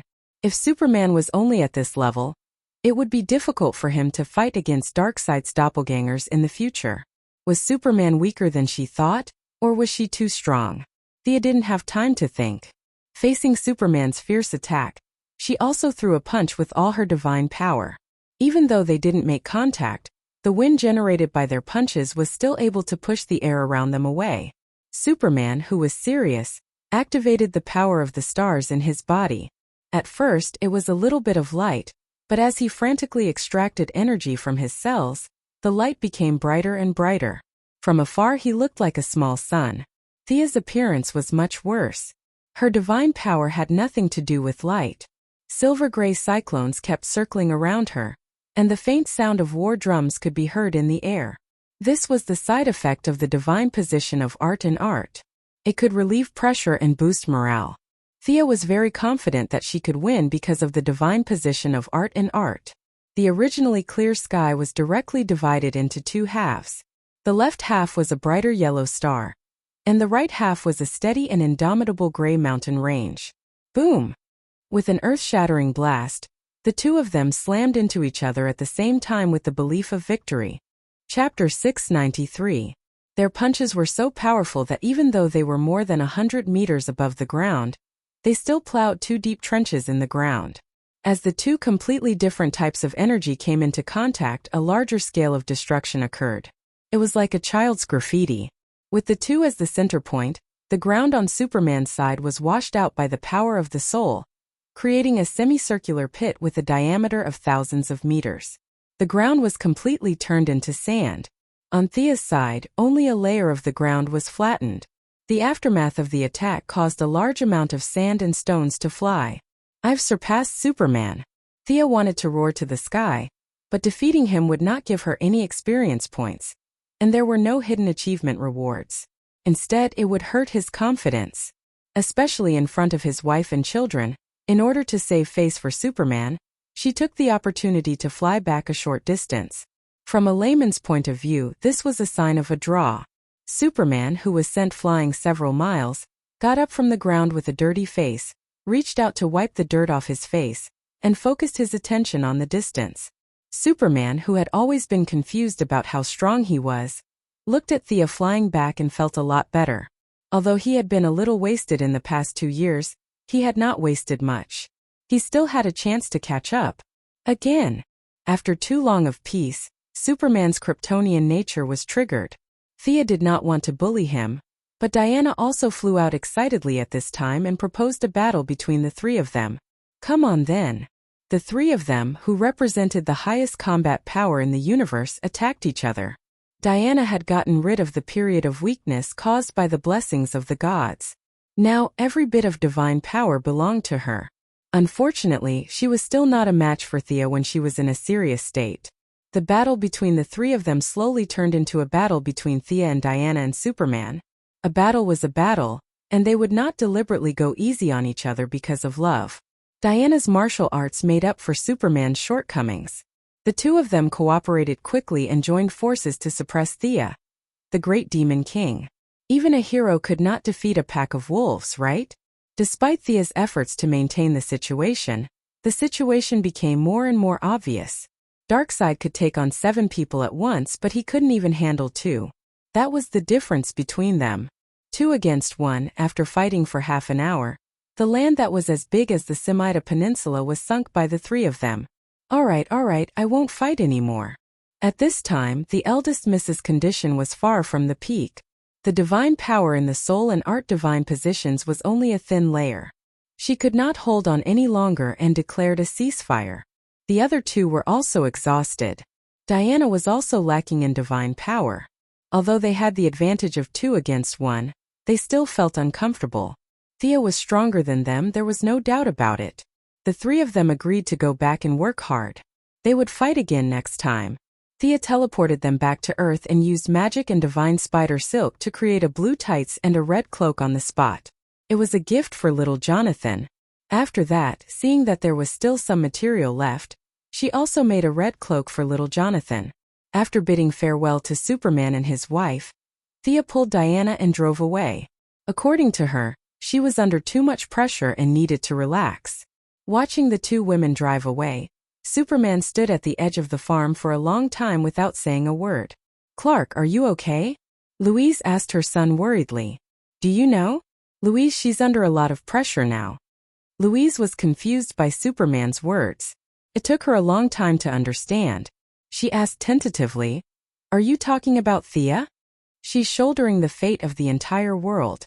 She's helpless and nervous, afraid that one wrong step will cause irreparable damage to the world." I can understand how she feels. Because this was my mission before. It was my father who sent me to this planet. Louise looked at him suspiciously. What do you mean? You're praising another woman in front of me. You don't want to live anymore, do you? Superman caressed his wife's face. Now I'm living with you so easily because the burden that originally belonged to me has been shouldered by someone else. I wish I could be with you forever, but I can't be so selfish. Earth still needs me. Louise took a deep breath. She knew that her husband was going to do those dangerous things again, but the justice in her heart told her that she had to support him. Clark, no matter what you do, I'll be waiting for you at home. She seemed to feel that the atmosphere was a little heavy. She even smiled playfully. When I'm done resting, it's time to go back to work. He hugged his wife in his arms. There's still half a year. Thea's right. I'm going to go to Gotham to find that person to train me. I'll bring Jonathan along too. I heard that his son is also 10 years old. Maybe they can be friends. He did as he said. After saying goodbye to his adoptive mother and wife, Superman used the excuse of visiting a friend to fly straight to Gotham with his son. Jonathan's flying ability was worrisome. It fluctuated between high and low. Fortunately, he had his loyal dog Krypton by his side to protect him.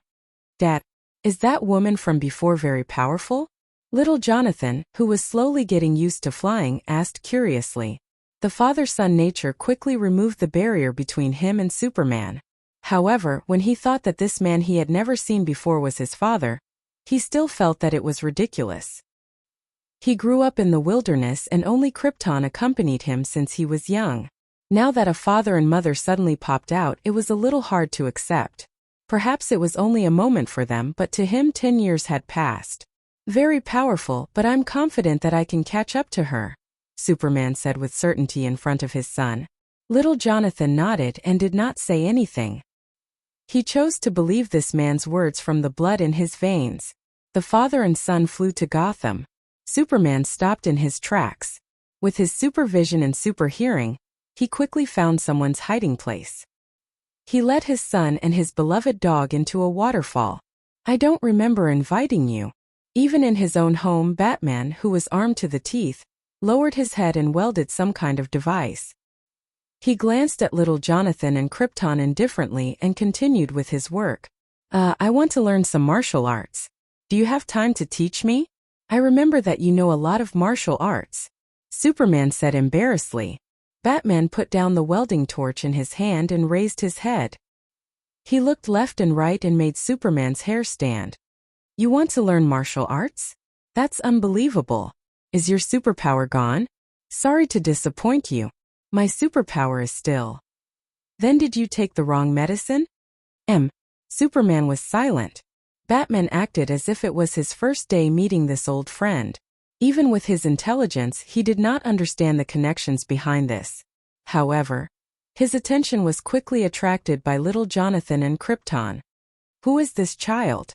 My son, little Jonathan Kent. Batman was silent for a while. His first reaction was similar to Thea's. His wild son had come to find him and so on. However, he was not that gossipy. After thinking for a while, he said, "Let your son play with Damien for a while. Since you sincerely want to learn human martial arts, follow me." As he said that, he signaled Damien, who walked out from the shadows, to bring little Jonathan to the side.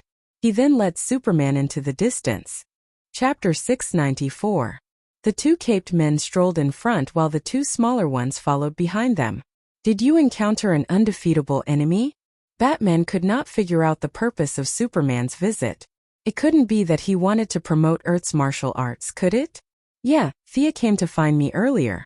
She said that our Earth was targeted by some super bad guy. Batman's face was as still as water, his expression unreadable. Superman continued, "She's in low spirits now. The enemy is stronger than she imagined." Thinking of what Thea had said about Batman's sacrifice in the other world, he held it in and did not say anything. Understood. I'll train you as fast as I can. Batman's voice was calm as he explained. At the same time, he led the way with a happy and mysterious smile on his face. Superman's face was a little bitter, but he forced a smile in order to improve his combat strength. Who knew that this was the beginning of a nightmare? Batman led him into a room full of red radiation. You feel it, right? Your superpower is suppressed here. Time is precious. Let's get started, Batman said as he threw a punch in the face. In the distance, two children sat 5 meters apart from each other. They each sat on one side of the room and listened to the screams that came from time to time. There were also words like, use strength in your legs and keep your body straight at all times. Put your fists in front and behind, don't use all your strength to attack. Of course, Damian knew Superman, but he still raised his little face and asked casually, is that big guy inside your father? After leaving his parents' arms and living alone in an unfamiliar environment for 10 years, little Jonathan was not a pushover. Being afraid of strangers was just a manifestation of his high vigilance. In the face of Damian's provocation, he also returned the favor. Is that dark guy your father? Does your father have any superpower? Damian was speechless for a moment. Like a little lion with its hair standing on end, he asked back, you have superpower, right? Do you dare to compete with me? Little Jonathan looked at Damian as if he was looking at a mentally handicapped person. In the wilderness, pointless battles were the stupidest thing to do. He couldn't understand the battle between Thea and Superman, but the two of them were too powerful. They were stronger than all the experts in the world he had lived in before, so he didn't dare to mock them. Little Jonathan proudly glanced at Damian with a sense of superiority in terms of intelligence. He then tilted his head to the other side, minding his own business. In this timeline, Damian had been trained by Miss Thea for 2 years, and spent more than a year with the big lowly raven. After dealing with these two black-bellied people for a long time, he was more or less influenced by them. Seeing that little Jonathan was not fighting with him, and was instead sizing up the various high-tech equipment in the Batcave, he immediately determined that this guy was a bumpkin. Broadband oscillator. When little Jonathan's gaze landed on a black instrument, Damian introduced it with a sense of accomplishment. Bat wings. Satellite navigation device. Anti-radiation lining armor. Damian was like a competent tour guide, constantly introducing the various high-tech equipment in his home. As he introduced, he despised little Jonathan in his heart. This guy looked smart, but he had never seen anything before. Which ravine did this barbarian jump out from? In fact, his guess was not far from the truth. Little Jonathan had wandered into a world similar to the aftermath of a nuclear war. If he had not been found by little Krypton, who was searching for traces of Kryptonians, he might not have survived. His life experience was rich, but his knowledge and vision were too lacking. There was no systematic technological reserve in that world. The various products that were put together were far inferior to the weapons in the Batcave. The two half-grown children gradually became familiar with each other. Little Jonathan looked at a tall black armor that was nearly 3 meters tall in the distance and asked curiously, "What is that?" This thing was similar to some of the armors he had seen in the desert world, but it seemed to have a deeper craftsmanship and was more intimidating. Damian was a little speechless, but he still said, "My father named it the Anti-Thea armor." Little Jonathan was not unfamiliar with the name Thea. After all, his parents had introduced him before, and the clothes and cloak he was wearing now were given to him by her. But what left a deeper impression on little Jonathan was that she had created a sea of sand that was thousands of meters wide with a punch. Respect the strong and remember the strong's name. This was the iron law of survival in the desert world. Little Jonathan's thoughts had not yet shifted to a peaceful era. A few thoughts collided in his mind, and his eyes flickered as he looked at Damian. "The Thea you mentioned is a beautiful woman with blonde hair and green eyes, right? Are you enemies?" Damian was a little surprised. This country bumpkin had seen Big Sister Thea before? He asked with a strange tone. "How can that be? Big Sister Thea is like my own sister." Little Jonathan's face was full of confusion, and he was a little confused. Even if he did not understand this world, this black armor did not look like it was sending a friendly signal. His little brain was completely confused about the relationship between his family and these two groups of people. Were they enemies or friends? Or were they enemies and his family was in a neutral position? Little Jonathan used his own outlook on life and the world to think for a long time, but he still could not figure out the relationship.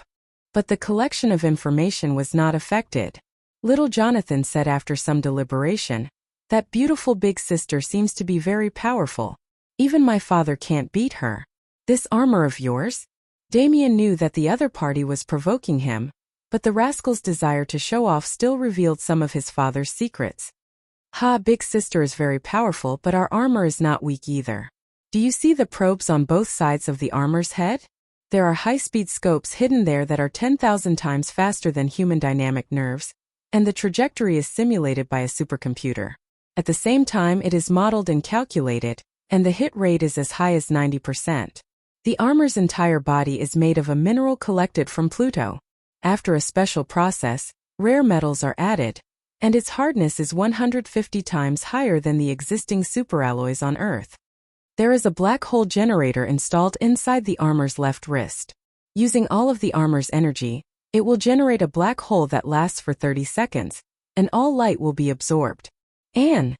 Damien's mouth occasionally popped out some words that Jonathan did not understand, and he received an expression of confusion. The two rascals spent the afternoon chatting. The door of the training room finally opened, and they saw Brother Superman beaten black and blue. Little Jonathan was just about to help him up when he saw Superman's face return to its original state as if by magic. It feels good to have strength again. Superman looked at the little red room with lingering fear. Even from the outside, the bright red inside was still dazzling. Little Jonathan looked around and whispered, "Father, let me tell you a secret." Chapter 695. After listening to his son's secret, Superman held back his laughter and his face turned red. Seeing that his father was about to have a relapse, little Jonathan picked up a stick from a short distance away. In his impression, patients with mania could be cured with a single strike of the stick. Superman ignored his son's little action and explained to his son with a smile, "That guy in the black cloak, he's sick here." He pointed to his head. He patted his son's shoulder again. "Anti-Thea armor, are you sure that's the name? You're finally not the anti-Superman anymore?" "Oh, I'm dying of laughter." Seeing that little Jonathan still couldn't get over it, he said, "Don't worry, we're good friends with this black cloak and Thea. You can be at ease and make friends with Damien. Their family, the father and son are good people." Superman wanted to say that Batman's family were good people, but when he thought of Talia and Ninja Master, he quickly changed his words. For the next few days, the father and son ate and lived in the Batcave. The old butler, Afu, delivered food and drinks to them on time. Superman's strength didn't change, but his fighting skills began to improve rapidly. He didn't need to learn Batman's 127 martial arts. As long as he learned and got beaten, a set of fighting styles that suited him, he would succeed. Damien and little Jonathan's friendship was slowly established. How could two boys develop a friendship together? Of course it was through fighting. After being trained by the Missy for 2 years, Damien, who practiced both magic and martial arts, beat Jonathan, who had intermittent superpowers, to a pulp. However, he was defeated in the air. Thea once gave him a flying mount that she caught in outer space. It had a crown on its head, colorful stripes on its body, and a wingspan of 20 meters. Thea, who had difficulty naming, named it Leonopteryx. Damien claimed the title of Leonopteryx. Unfortunately, even though this kind of flying dragon was at the top of the food chain on that planet, it was still inferior to little Krypton. As an old member of the Owl family, he was Superman's pet. Now, he had become Jonathan's pet. In terms of age, little Krypton was a genuine old dog. No matter how powerful the great Leonopteryx was, it was still a ferocious beast. It was no match for the cheaters, the Kryptonian dogs. 7 days passed in the blink of an eye. Superman and his son bid farewell to Batman and his son and sent their son back to his wife. Superman wanted to improve his combat strength. Learning martial arts only made him more nimble. The amount of energy was his foundation. After bidding farewell to his wife and son, Superman flew directly into the sun. He was racing against time to absorb energy. Thea didn't know that she was remembered by Batman, and finally had a place for herself in the Anti-XX series armor. She took Diana for a spin around the United States. She had just hung up a phone call where Damien begged her to find another flying beast. Thea finally understood the purpose of the naughty child. He wanted to find a ferocious beast to PK with little Krypton. This was really difficult for her. If she wanted to win against little Krypton, It had to be at least at the level of a giant dragon. While she was blindly pondering, another call came in. Thea talked for a long time before hanging up. She turned to Diana. Kara is going to attend the graduation ceremony. Are we going to watch as well? Diana also had a good impression of Kara, this silly girl. Anyway, they were just strolling around. Let's go. The two rushed to the city of Nathaniel. Little Supergirl had lived in this city for several years. The Danfoss family and Superman both wanted her to continue her studies, but Kara was really not cut out for it. Although calculus on Earth was similar to addition, subtraction, multiplication, and division in the eyes of Kryptonians, Supergirl, who didn't like to study, was still very resistant to going to school. Now that graduation was imminent, Kara planned to go straight to work. She didn't want to study anymore. As for mathematics and physics, she chose to ignore them. She chose the same career as Superman, to be a reporter after graduation. They were very familiar with each other. Thea and Diana didn't bring any gifts and knocked on the door directly. Come in, come in. Kara was a little happy when she saw the two beautiful sisters. You asked us to advise you on the phone. What do you want us to advise you on? Sia sat down on the sofa as she asked, feeling amused. Kara took off her old-fashioned glasses and said seriously, the graduation ceremony clothes. I want to wear my own characteristics. Haha. Diana covered her mouth and laughed. I can't help you with this. Ask Thea. She has experience. The young lady was indeed very experienced. After all, she had a doctorate. So, she was naturally the senior advisor. The academic uniform and hat were exactly the same. Kara's university had always been known for its strict academic style. They wouldn't wear those eye-catching messy clothes at graduation. After removing the formal uniform and hat, the highlight of her personality was the various jewelry. Thea had shares in several major jewelry and fashion groups in the world.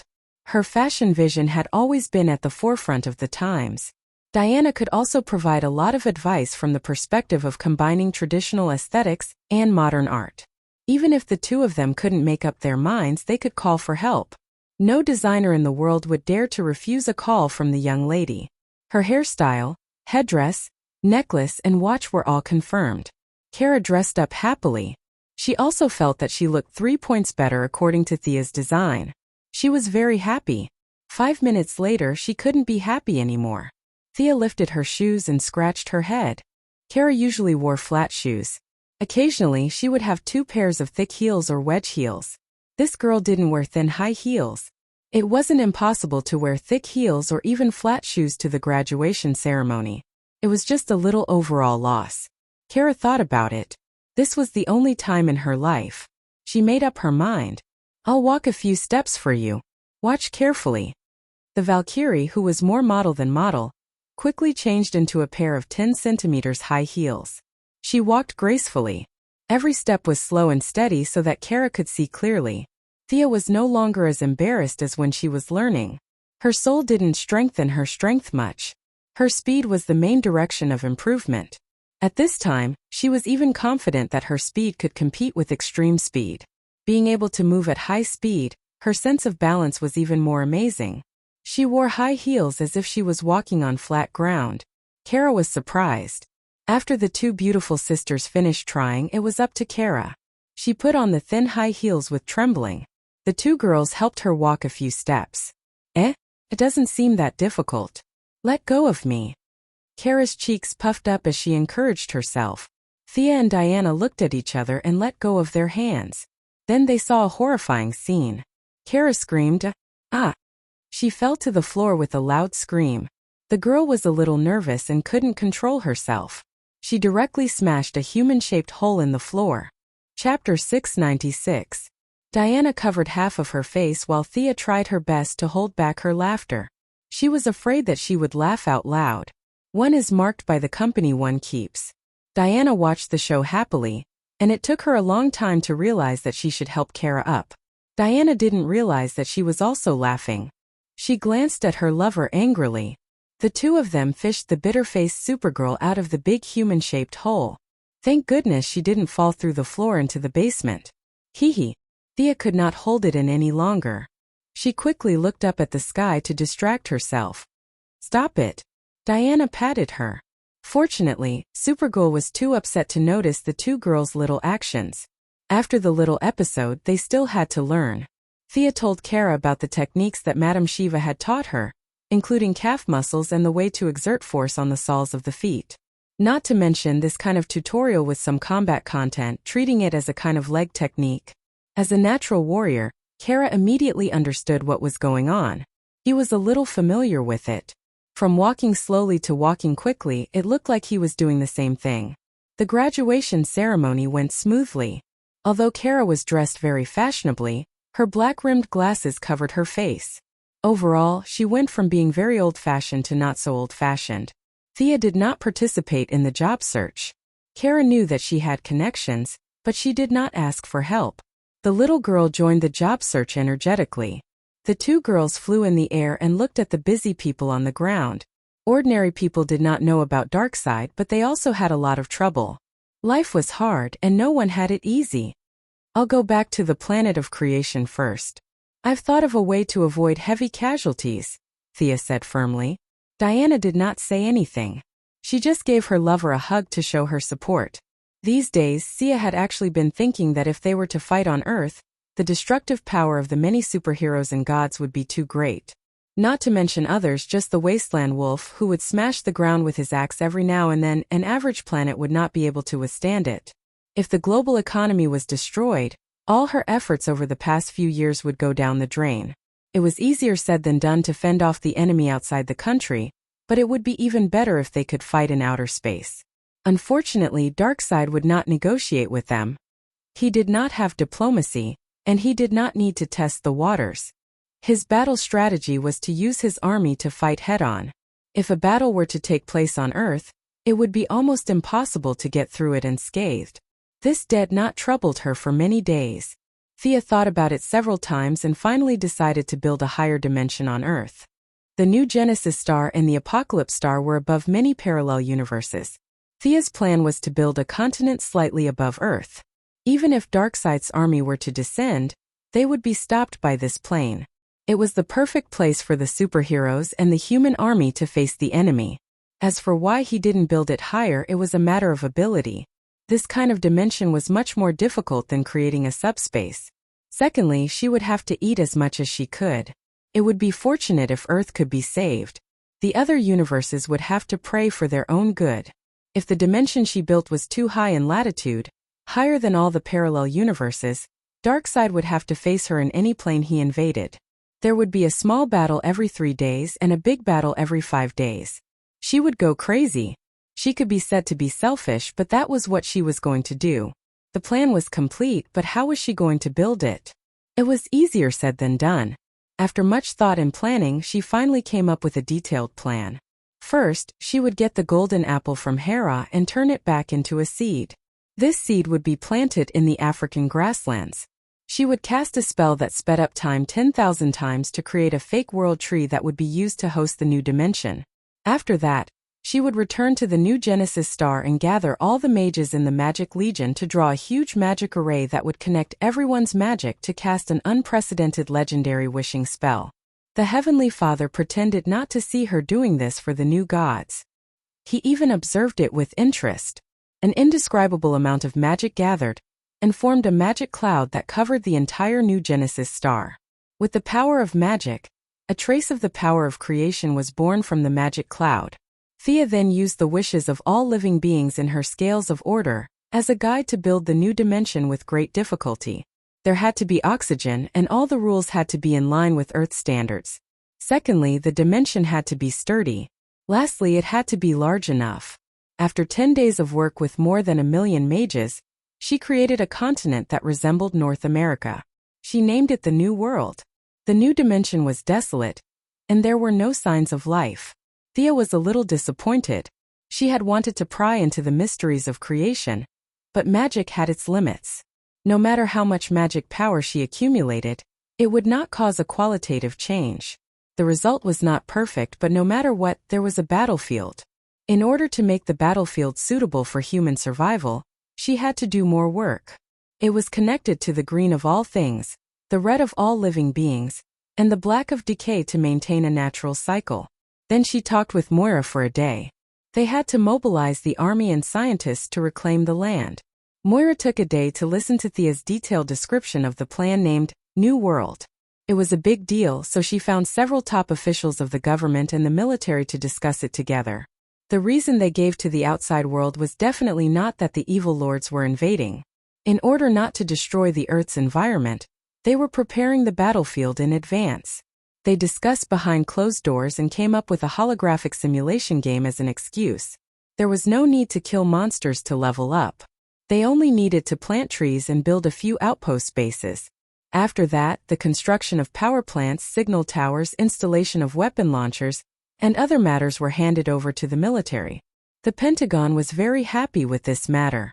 When the leaders saw the new continent, General Ryan, Superman's father-in-law, was a little dumbfounded. This place was too big.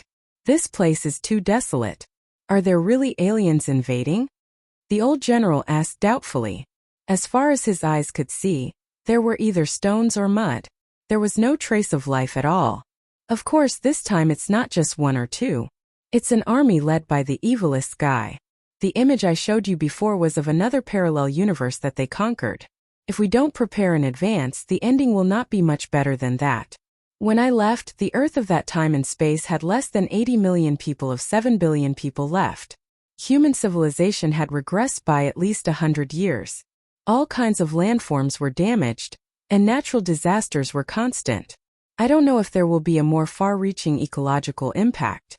In order to explain to the old politicians what the parallel universe was about, she spent a lot of time and effort. She presented facts and reasons, and the few top officials were scared pale.